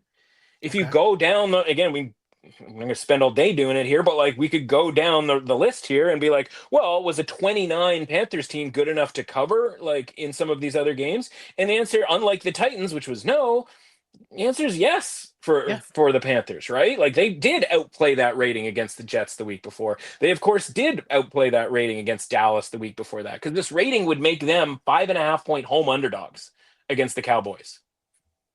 Team that they beat outright, right? Okay. So it's not like the Titans where you go like, oh, change the rating for the previous games, and like they still don't cover. It's like, well, actually, if you use this rating for week 5 against, where is it? Oh, Miami, right? It's like Carolina -1. It's like, well, Carolina won that game, so like using this rating, they would have covered, right? So again, we're sort of kind of reverse engineering the exercise a little bit here.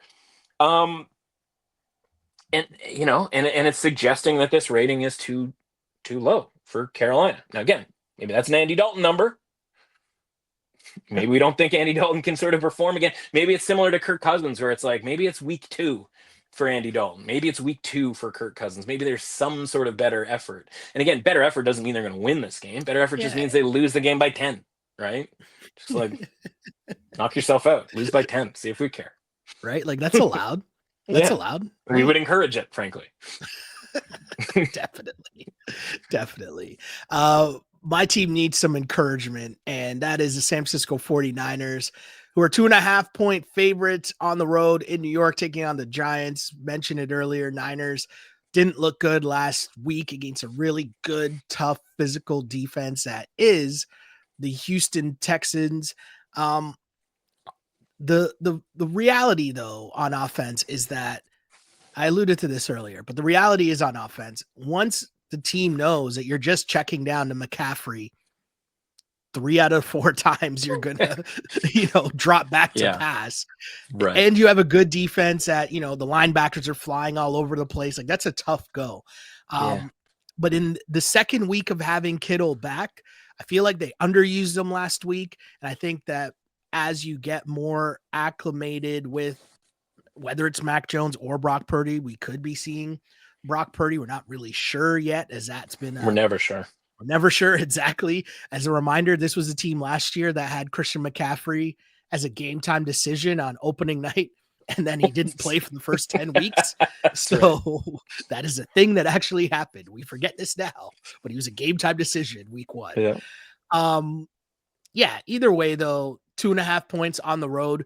Giants reeling after Scattaboo's now out for the year. Dart looks solid, but Daboll, I still think your time's up, bro. Give me the Niners here, -2.5 on the road. I think they just get back to business here and figure some stuff out. Yeah, this feels like one where, well, listen, if Scattaboo is still around, still playing, it would be one where everybody is on the Giants. Yes. As this like underdog deal. And everybody would be on the Giants, and then you'd watch the game and the 49ers would win by like 20 points. And everybody like, oh man, thought the Giants had something there. And it's like, no, they had the vibes only, right? Like vibes-based football can last a couple of weeks. Yeah. And again, part of that is the vibes literally dislocated its ankle last week. So it's not just that the vibes are going down. It's like they're just running out of dudes, right? And so once Jackson Dart, again, you watch any game, and the difference between Cam Scattaboo running the football and Tyrone Tracy running the football is pretty noticeable, right? Like it's quite a different experience for the defense. And so again, it's no different than like when you throw the ball to Malik Neighbors. It's a lot different than when you throw it to like Darius Slayton or somebody like that. And so I think I would like the Giants a little bit more if the 49ers had won last week. Again, we do that thing, and we've done it more when like they had all of their players, but like the institutional element of the 49ers and being like at certain points during the season, you just trust the coaching staff to kind of get it figured out. And I think that was what we saw 2 weeks ago against the Falcons, where it was like, all right, we're just doing McCaffrey in every way, which way is possible. You mentioned George Kittle and sort of the lack of usage. Obviously, he didn't have a catch in that first game. We were on the under on his receptions, under 4.5 receptions. And I believe it counts as going under when he gets 0. And then last week we were on him to score a touchdown, and he makes that catch in the end zone, celebrating your favorite holiday, National Tight End Day. Yeah. But I think the thing with Kittle is like the improvement in the run blocking, right? When you have him out there, like that's one of the things that he prides himself on when the case for who the best, tight end in the league is, right? It's like Travis Kelce has all the stats, or like the advantage in the stats, but like George Kittle's out there just absolutely leveling dudes from like a blocking perspective. And so from a defensive perspective for the Giants, obviously the first thing everybody kind of thinks of is that like defensive line and like, oh man, they're like really getting to the passer and so on and so forth. The run defense is god awful for the Giants, right? Like the Bills are at the absolute bottom of EPA per play on rush plays. The Chargers and Cowboys and the Giants are the sort of next tier with regards to poor defensive play. The good thing for the Chargers is they are very good against dropbacks, and the Cowboys are horrendous. And so the Cowboys are bad at everything. But the Giants are not quite as good as the Chargers from a drop back defense perspective, but they are much better because, again, a lot of those guys are more interested in rushing the passer. So again, I'm looking at it going like, you've got Kittle back here. You've struggled with McCaffrey getting loose for basically the entire season, with the exception of that Falcons game. I don't think it was this sort of coincidence, if you will, that McCaffrey had his best rushing game of the year against that Falcons defense. Again, it becomes trickier when you go on the road against Houston's defense, which is much better. It's much better at defending the rush. It's much better at doing all of those things. And by the way, like, they took a pretty significant lead pretty quickly in that game. So it wasn't sort of a rush centric type of a deal. I think this is going to be maybe not his best rushing game, because that could be, the Falcons game from 2 weeks ago, but I think you're going to get a similar deal here from McCaffrey. You get a similar result to like Saquon Barkley running all over the Giants last week. I think it's a really good spot here for the 49ers to just pound, using the double tight end situation, using Kittle there, just blowing people up, sort of, catching traps with the Giants defensive line, stuff like that. And I think you're, going to be on McCaffrey for over rushing yards, because again, his number is always relatively low because of how it's been, this season, where they've had to throw the ball to him more than run the ball. I think you're going to run the ball with him here. Again, getting this number under 3, I think, is probably a really good kind of situation here for the 49ers to get back in, get another win on the old, chart here. And again, the Giants vibes, man, like you saw it when Scatterboo went out. Like, as much as we liked the Eagles last week in that game, like, the Giants were malingering. They were hanging around right up until the point where Scatterboo got hurt. And it was like, okay, now it's like Tyron Tracy. And, you start looking around at like some of the quote unquote weapons on the Giants. And it's like, man, it's actually pretty grim. And so, I think again, I feel bad for the Giants, their whole deal, because it was exciting and we were, kind of doing it there for 2 or 3 weeks. And they've got their bye week coming up literally next week, right? And so, oh no, wait, they go to the Bears. My mistake. Missed it there. Blah blah blah. Yeah, I think we're headed for sort of a downturn here for the Giants. And honestly, it's like not even really their fault, right? Injuries kind of killing them. Yeah, it happens. It happens. And you know what, Dable, sometimes your time's just up, and that's okay too.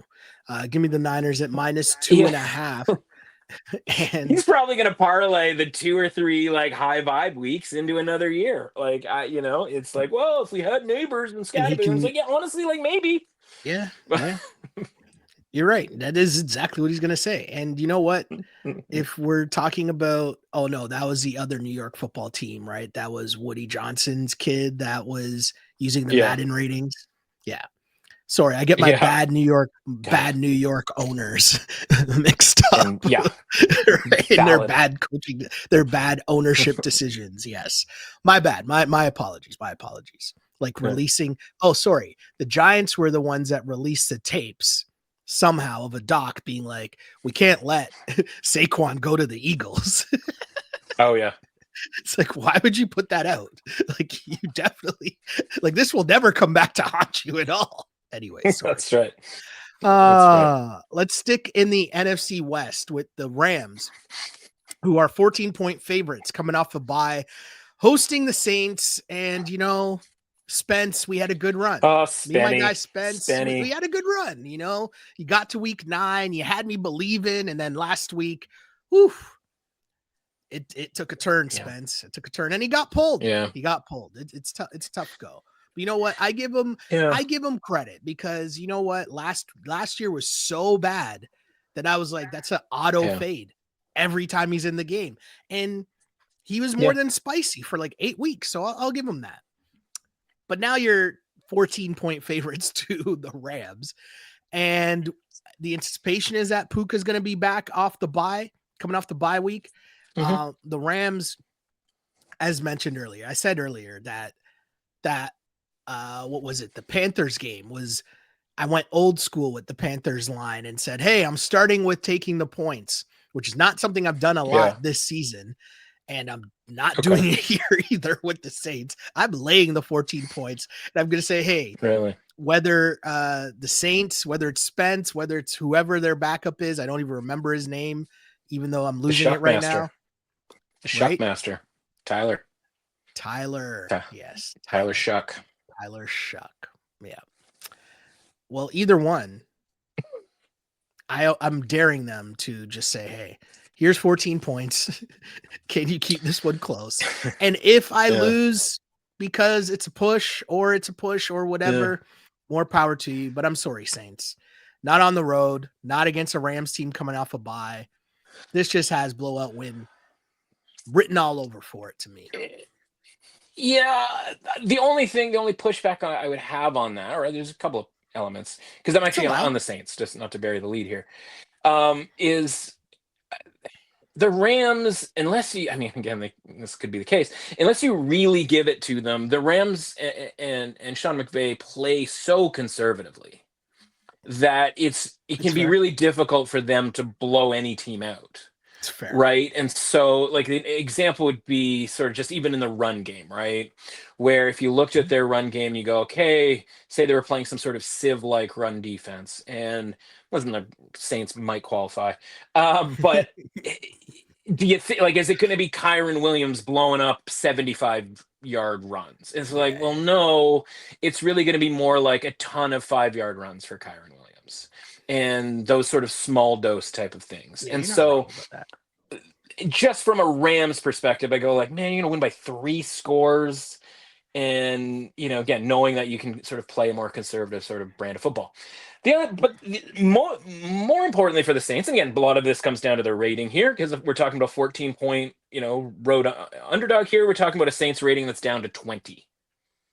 And so, like, that's pretty close to 18, which is, the Titans thing that we all had a good chuckle about. And I don't think they're that bad.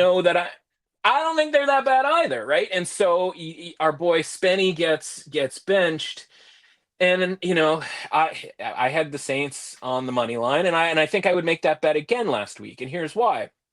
One, part of that was a Buccaneers fade, right? Going like, I don't know how much the Buccaneers have left in their last game before the bye. And I'm here to tell you, I wasn't wrong. They had 215 total yards. Mm-hmm. So maybe that deal that's a Buccaneers problem, that they had like 215, 220 or whatever it was in the low 200s total yards. And, listen, the Rams offense off a bye, instead of going into a bye, like, I don't expect the Saints to hold them to 200 whatever yards.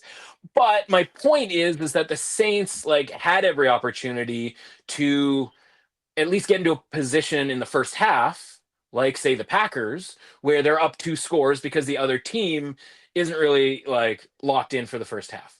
Yeah. And what happens in that game is that Spencer Rattler takes off. It's the first drive. They're actually moving the ball nicely. They're in field goal range. Spenny's running. He doesn't realize there's a guy behind him, as we see all the time with some of these younger quarterbacks, right? Yeah. Like, they think they're getting away and they're not getting away. No. He's turned a 20-yard run into a fumble because he didn't see the guy behind him, and inevitably, right, there's your turnover. And then sometimes you got to tip your cap to the other team, where Anthony Nelson, backup defensive end, comes in and makes the craziest, like, I'm knocking this ball down was just essentially a little rollout dump off pass, knocking it down, catching it, and then running over Spenny to get the lone touchdown of the first half. Yeah. And so the Buccaneers kind of get, bailed out by the fact that, Rattler, I mean, listen, they made the plays, right? They had to force the fumble. They had to make that play, but it's like kind of 2 random dudes making a couple of plays that turn a game that, like, could have been, 3-0 Saints into 7-0 Buccaneers at halftime. And then the Buccaneers come out in the second half, and really all they do is kick a bunch of field goals because they make a couple of plays. And so my point being is that, like, the Saints won a game this year where the Giants did nothing but turn the ball over. Right? 5 turnovers in a row.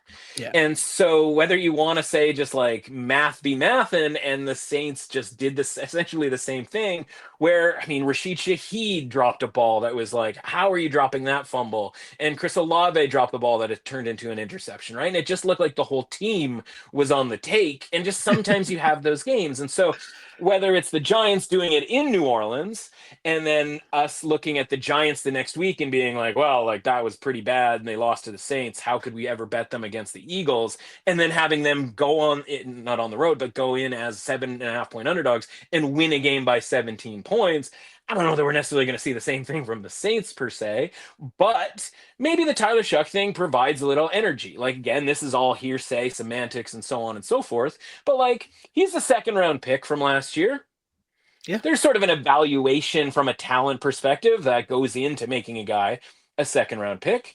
As much as our boy Spenny was looking okay for the first few weeks, you're getting 8 weeks of also looking at Tyler Shuck in practice. And so while I think that they kind of bailed on Spenny a little quick, they might also really kind of want Tyler Shuck in there to be the like quarterback of the future, because he's the big quarterback, right? The pocket passer, 6'4", da da da da da, right? And if you're looking at him in practice and going like, it would be nice to have him be the better guy. I don't know that back in August he was the better guy, or he probably would have won that job. But again, Spencer had a head start from last season and off-season stuff and so on and so forth. So maybe there's a catch-up element with Shuck. And it's tough to get thrown into the middle of the game against a Todd Bowles defense and so on and so forth. And so maybe with, as we like to say, with a week's full of practice with the number ones, getting all the reps, so on and so forth, maybe there's a way here where the Saints are actually a little bit better than they were from a rating perspective in these last few weeks. And that would be huge because they've gotten such a downgrade being rated down as a 20. So like, just do it from a math perspective, right?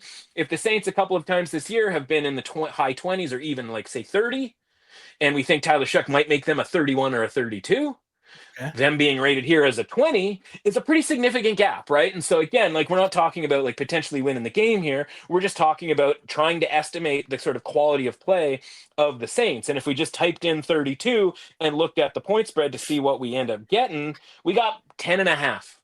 Okay. So if I think that this game should be 10.5 with just a few sort of assumptions, 14, getting plus 14 is certainly a viable bet, right? It's kind of what we're looking for. I mean, yeah, a lot of people would listen to that and go 3.5 point edge in like a, NFL football game. Like that's unheard of.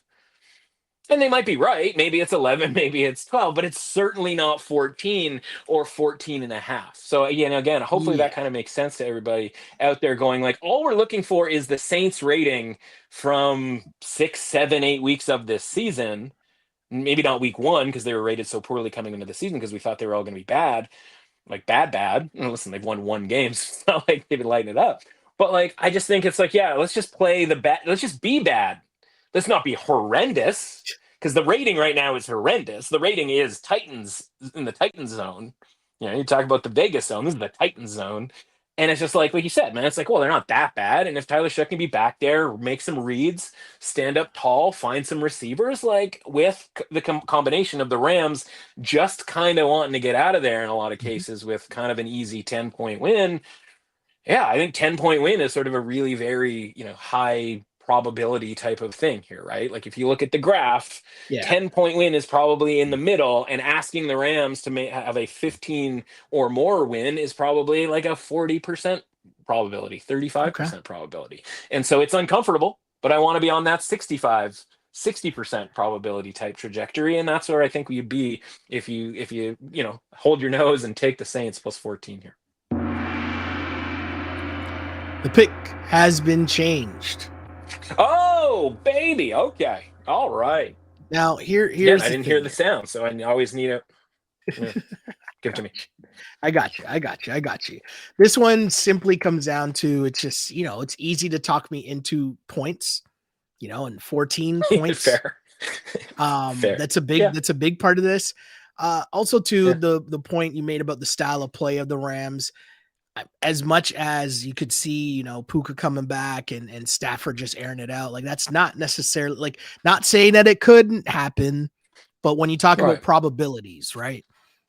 Yeah, it's rare that you see them just come out and like, hey, it's 30-7. Do you know what I mean? Yeah. That's a rare thing. And I also Oh, go on. Well, sorry, I was just gonna say the Saints defense, right? Like really bad against the pass.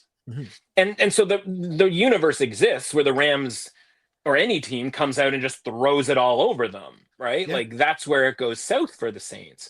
But that's not, again, as much as they have Puka and they have, Devontae Adams, and like that's not really what the Rams from a mindset do. Like they throw to win the game and then they run to close the game out. And so it's weird as it sort of sounds. It's kind of a good matchup for the bad version of the Saints, that part of the Saints defense. Yeah.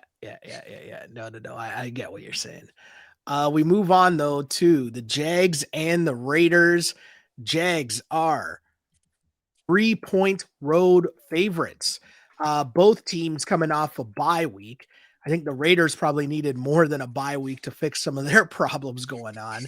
Like, I don't know if you know how much better they're necessarily coming out here, but I know that the Jags, just from a talent perspective, appear to just be like they have more talent than the Raiders. You know, can they put it all together?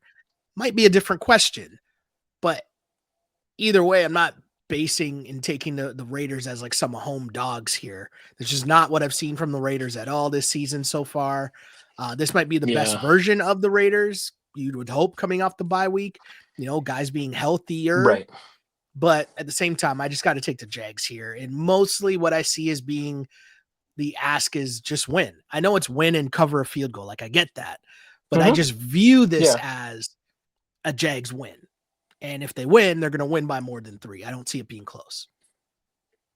Yeah, teams that covered last week, teams were 13-0. If you covered the spread, you won, right? We didn't have, when what that means is we didn't have the like, well, the spread was too high and like this underdog managed to cover but not win, right? We just did not have that. If you were an underdog and you covered, you won the game outright.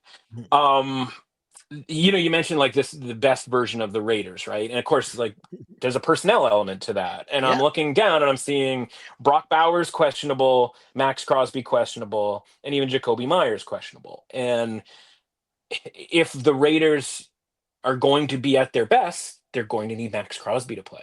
They're going to need Brock Bowers to play and be healthy. And so, again, because they didn't play last week, we also don't have the sort of idea of like, well, how healthy is this guy? You know, what's the injury deal? It's been 2 weeks since we've seen, you know, or we've gotten any kind of like, we've, you know, the Raiders have had to be put to a decision about whether they're going to play Brock Bowers. Yeah. And so, like, how much healthier can Brock Bowers be in 2 weeks? And the answer could be not healthy at all. And like, he probably should have had surgery at some point and Sharp probably should be out for the season. Or the answer could be like, yeah, he's actually pretty fine and whatever. And like, I think we're going to find that out over the next couple of days. And if you start deploying Brock Bowers, now all of a sudden Chip Kelly's offense gets a little bit more interesting because the whole plan this year was 2 tight end sets with Michael Mayer and Brock Bowers out there. And then when Brock Bowers, again, one of the best players in the NFL, certainly one of the best tight ends, is just unavailable, whether it's like literally not playing or physically, you know, compromised, which is where he was sort of for much of September. You know, listen, first game of the season, right? 103 yards at a 20.6 average. The next 3 games that he plays, his average catch, you know, yards per catch was under 10. So it's like, yeah, he can get out there. We'll check it down to him, but like, we're not using the Brock Bowers that like anybody who watched him play at Georgia, for example, is sort of grown accustomed to, or watched him play last season, for example, right? Where his average was, his average was 10.7 last year, and that was with like Aiden O'Connell and stuff. Like Geno was going to look for that guy down the field. Geno will be slinging it. And so, yeah, like things change a ton from an offensive perspective. The big issue for the Raiders is Colton Miller being out for the season, their left tackle. And so it depends, like on a week-to-week basis, is there somebody on the other team that can make that like really stand out? And I just look at the Jags and I go, I don't know that the Jags necessarily do, you know, in this current iteration. Now, of course, the obvious one is Josh Hines Allen, and it's like maybe he's the one who's going to have like a massive day, but like we haven't seen like epic pass rush domination from him or the Jags defense sort of in general, right? Josh Hines Allen has a half a sack this season. 0.5 sacks for Josh Hines Allen. So I, you know, again, I go, you know, Trayvon Walker is still the, you know, right defensive end there, and he's not really a big pass rusher. And so I just look at it and I go, yeah, man, the Jags defense like might give the Raiders offense opportunity to succeed as long as they have the correct personnel, which again is the focal point of the offense in Brock Bowers being healthy. And so that's the thing that's going to determine for me what bet I'm making on this game, because the market's not going to make a change if Brock Bowers plays. Like the market's not going to be like, people aren't going to be swinging bags of cash, you know, at the betting window to bet on the Raiders just because Brock Bowers is playing. But he's going to make a big difference to what they do as a whole. And it's going to make life easier on Trey Tucker and Myers if he plays. And by the way, Ashton Genty, if he plays, right? Because there has to be sort of coverage assigned to Brock Bowers that isn't staring at Ashton Genty as like an 8-man in the box type situation. And then you go, okay, well, Trevor Lawrence, is that a dude that I'm looking to lay points with on the road in kind of any circumstance? Again, as much as the Liam Cohen thing was supposed to like change everyone's lives, right? Like he's going to revolutionize the whole deal. Still kind of hasn't, like, QBR of 41.8, 27th in the league, a touchdown to interception ratio of 9-5. 9-5, like that ain't working for me. And so I don't, it's the Raiders. And so listen, there's a very reasonable chance that Jags come off their bye week and are like rocking and rolling, ready to go. And the Raiders don't give a bleep. But like between the two, let's put it this way. There's, I think, a better chance that the Raiders outperform their current rating than I do that the Jaguars outperform theirs. Yeah. And we're getting points with the Raiders. So listen, nobody's excited about the idea of like betting the Raiders, but yeah, you get a good health report here from the Raiders, and you might have something.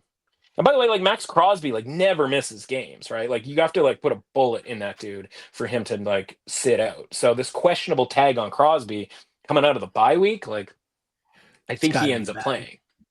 Yeah. No, I'm with you. Interesting stuff. Like it also might be old too, right? Yeah. Okay. Yeah.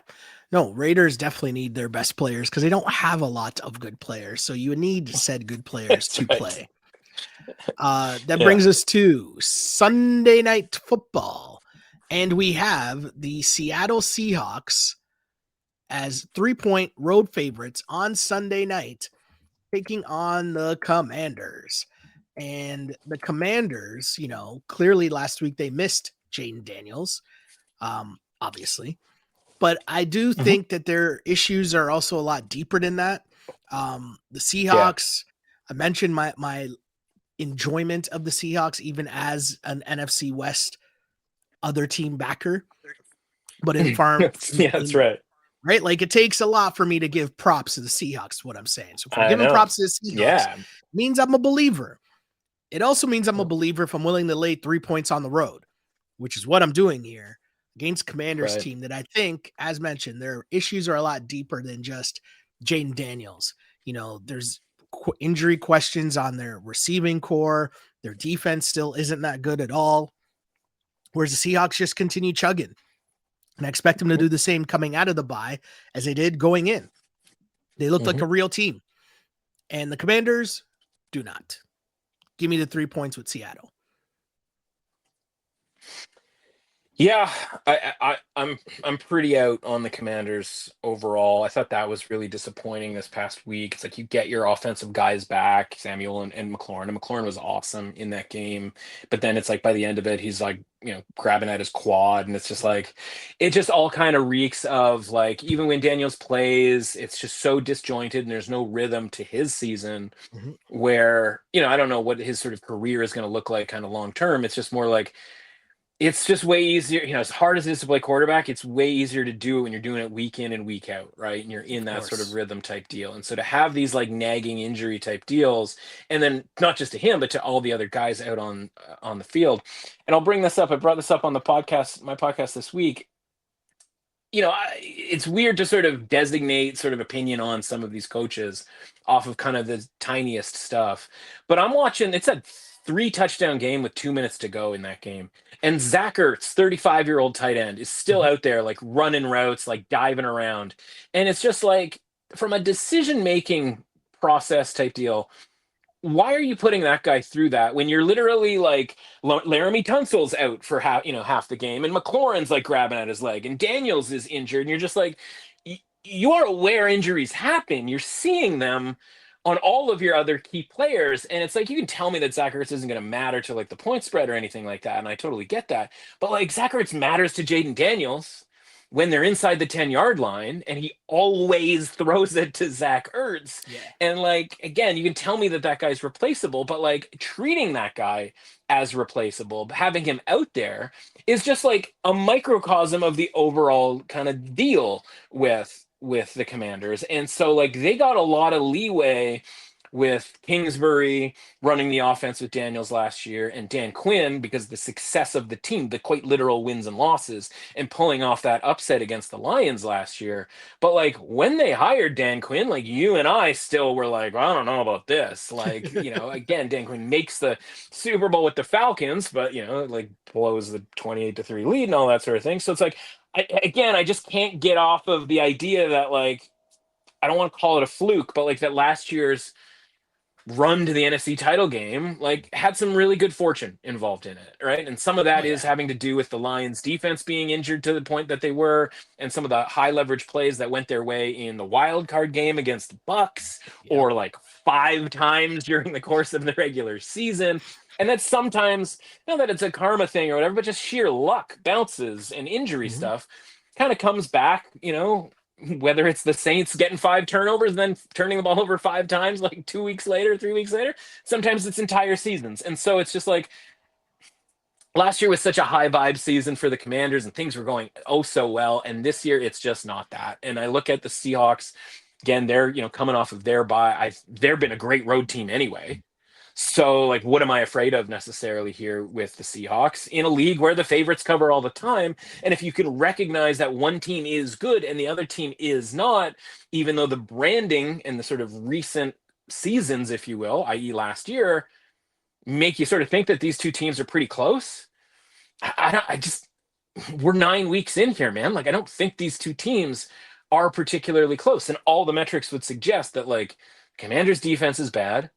Their offense isn't particularly good. The Seahawks aren't going to allow Bill to run the football against them. And then you're left, whether it's Mariota or Daniels, just kind of throwing to a bunch of guys whom like McLaurin's in and out of the lineup and Debo's getting hit in the face with passes that are just little screen passes. And so like each one of them can look good in an individual moment, but for 60 minutes, it's just not really there. And I'm not really sure what I'm supposed to be afraid of when it comes to the Commanders. And of course, doesn't mean, ball bounces in crazy ways and so on and so forth. But yeah, I think it's kind of going bad here for the Commanders, at least for this season. There's hope obviously in the future, but again, the defense is really bad, man. And they made a couple of plays to turn over Patrick Mahomes, but if they don't get those turnovers, who knows how grim that might have gotten on Monday night. Yeah, it was definitely an ugly one for sure from a standpoint of a defense that's already struggling. And yeah, in primetime, not good. One last game here as we try and squeeze this in under 2 hours here, which, doing pretty well considering how high the vibes are for us here in Blue Jay land.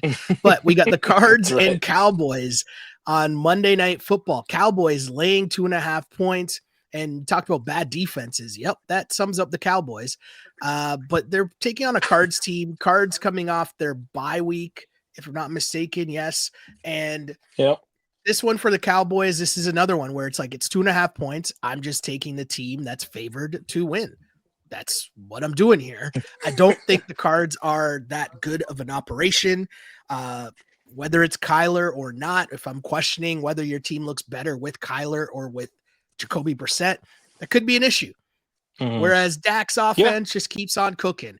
Can the Cards offense keep up? I'm going to say no. I'm going to lay the 2.5 with the Dallas Cowboys.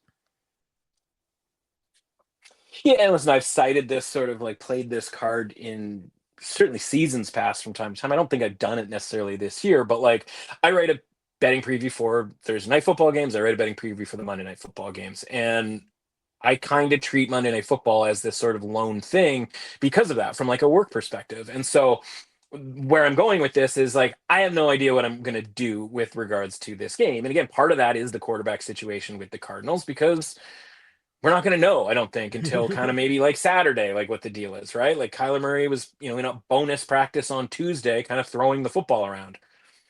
I don't know what that necessarily means, right? Like, and so like, I'm not inferring anything from that, but I think the point that you were making with regards to like, is there a difference between the two? Again, long-term, like that's a drag for the Cardinals, Short term doesn't really matter, right? Like the market is sort of saying like, yeah, we think that they're equal. And that sucks if you're literally paying Kyler Murray as much as you're paying him, and you're paying Jacoby Brissett as little as you're paying him. But like, it doesn't have anything to do with us. We just look at it and go, yeah, we agree. Like, I think that the market should not change. This line opened at 3, and immediately the Cardinals were bet off of that 3. There's some sort of like market indicator there that maybe the Cardinals are the sort of side. And I told you last week, I was like, I guess I'm just going to be wrong with the Cowboys, and I didn't end up betting the Cowboys in the Broncos game, but like, I think we talked about the idea of, and certainly did this episode, them just, oh, you want 3.5 points at the Cowboys? You can have it. Like, you're welcome to it. Yeah. And the line didn't move all week. And so again, in a similar way, only them being the favorite here, it's like, oh, you want to just, all you need to win is by a field goal with the Cowboys? Sure, like you can have that. Like, we don't care. Like, the line moved off of 3. Like, that I think is even early on in the week when like people are looking to make positions and make them quick. The fact that the first instinct was like, let's grab 3 with the Cardinals, and odds makers had to change to the point where the odds makers had to change it, and we're like, oh, geez, we might have given the Cowboys, still too much credit here, because they are still getting a pretty significant amount of credit in the betting market, in that you and I have talked about like the idea of like, we think that the Cowboys are an above average team. We'll probably play them anytime that they're not being rated as an above average team. They are being rated as an above average team. They were being rated as above average team last week. That really hasn't changed, despite the fact that there was a ton of, let's call it, getting exposed with the Cowboys. This is, they haven't been exposed like multiple times already this season. And so like the Cardinals defense, like pretty good metrically. And so again, like you don't think of the Cardinals as being this like really good defense. The offense is always just kind of, meh. But like the Cardinals, I would put them, let's see, what do we have them as? They're 7th in overall defensive EPA per play. Okay. It's probably a lot higher than I think most people would think of the Cardinals defensively. Right? Like you're probably not necessarily thinking that. So, is that going to work against the Cowboys' really good offense? Who's to say? But again, Cowboys, as always, keep running out that garbage defense and making everybody look a lot better. We've seen, again, even if it is Jacoby Brissett able to throw the ball, against mediocre defenses, right? I kind of have the Colts. Colts are 12th in EPA per play overall, right? So they kind of qualify as a mediocre defense. I think the underdog might be sort of where I end up here on Monday. And I realize I just talked a lot for somebody who said that he doesn't have necessarily an opinion just yet. But, that's just, we're kind of working through it here on a Wednesday afternoon. Oh, yeah. Interesting stuff there for the Dallas Cowboys. And I think America's team, Monday Night Football, Super Bowl. Wow. World Series will be over by then. So, yeah, I mean, looking forward to that Monday nighter, I should say, which I don't know if I would have been a couple weeks ago, but I feel like it is kind of a weird game. It's a very odd game, but should be a fun one. Before we get there, though, where can the people find said articles that will be written about Monday Night Football and all of the other things you are working on? Yeah, the Monday Night Football one's available over at Yahoo Sports. Of course, if you don't want to just sit there and hitting refresh over on, you can literally click on my name on any of the articles and sit there and wait for it. Everything that I do, whether it's over at Yahoo Sports or in the, center of it all, is over at Substack at The Window. Type in The Window Sports Betting. Go over to my Twitter at MRussAuthentic. But you can type in The Window Sports Betting, Matt Russell, over at Substack, and you can find us over there. Plenty of free content. Of course, a bunch of stuff behind the paywall when it comes to making bets. College football is going really, really well. 57% on our Saturday 7 each week. Had one losing week all season long. Shouldn't probably say that out loud. It's the gambling gods will come and get me. But all in all, it's a ton of bets getting made. Not like an absurd amount, but like you're going to get like 50 bets per week. And, we're keeping everything interesting on Thursday nights, which all the Thursday night preview is over on the Substack. And like I said, the Monday Night Football preview is over on Yahoo Sports, who are, graciously allowing free window content to be sent through there as well. Yeah, and a lot going on as well, just in the sports world in general, keeping us busy, keeping us entertained. But despite all of that, we will always be back for you. You will be able to find said podcast by Thursday. I mean, sometimes Wednesday, depending on if you're lucky that week, who knows? Who knows? But yes, my name is Sheldon Alexander. You can find me online on the app formerly known as Twitter at Shell Alexander, on Instagram at Sheldon Alexander. And of course, find the podcast Apple, Spotify, and of course, YouTube.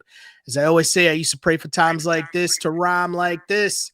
This is a Clutch Picks betting podcast, as always, unpolished and unapologetic. Go Blue Jays. Okay. Until Blue next Jays. time. Let's play ball. See ya. See ya.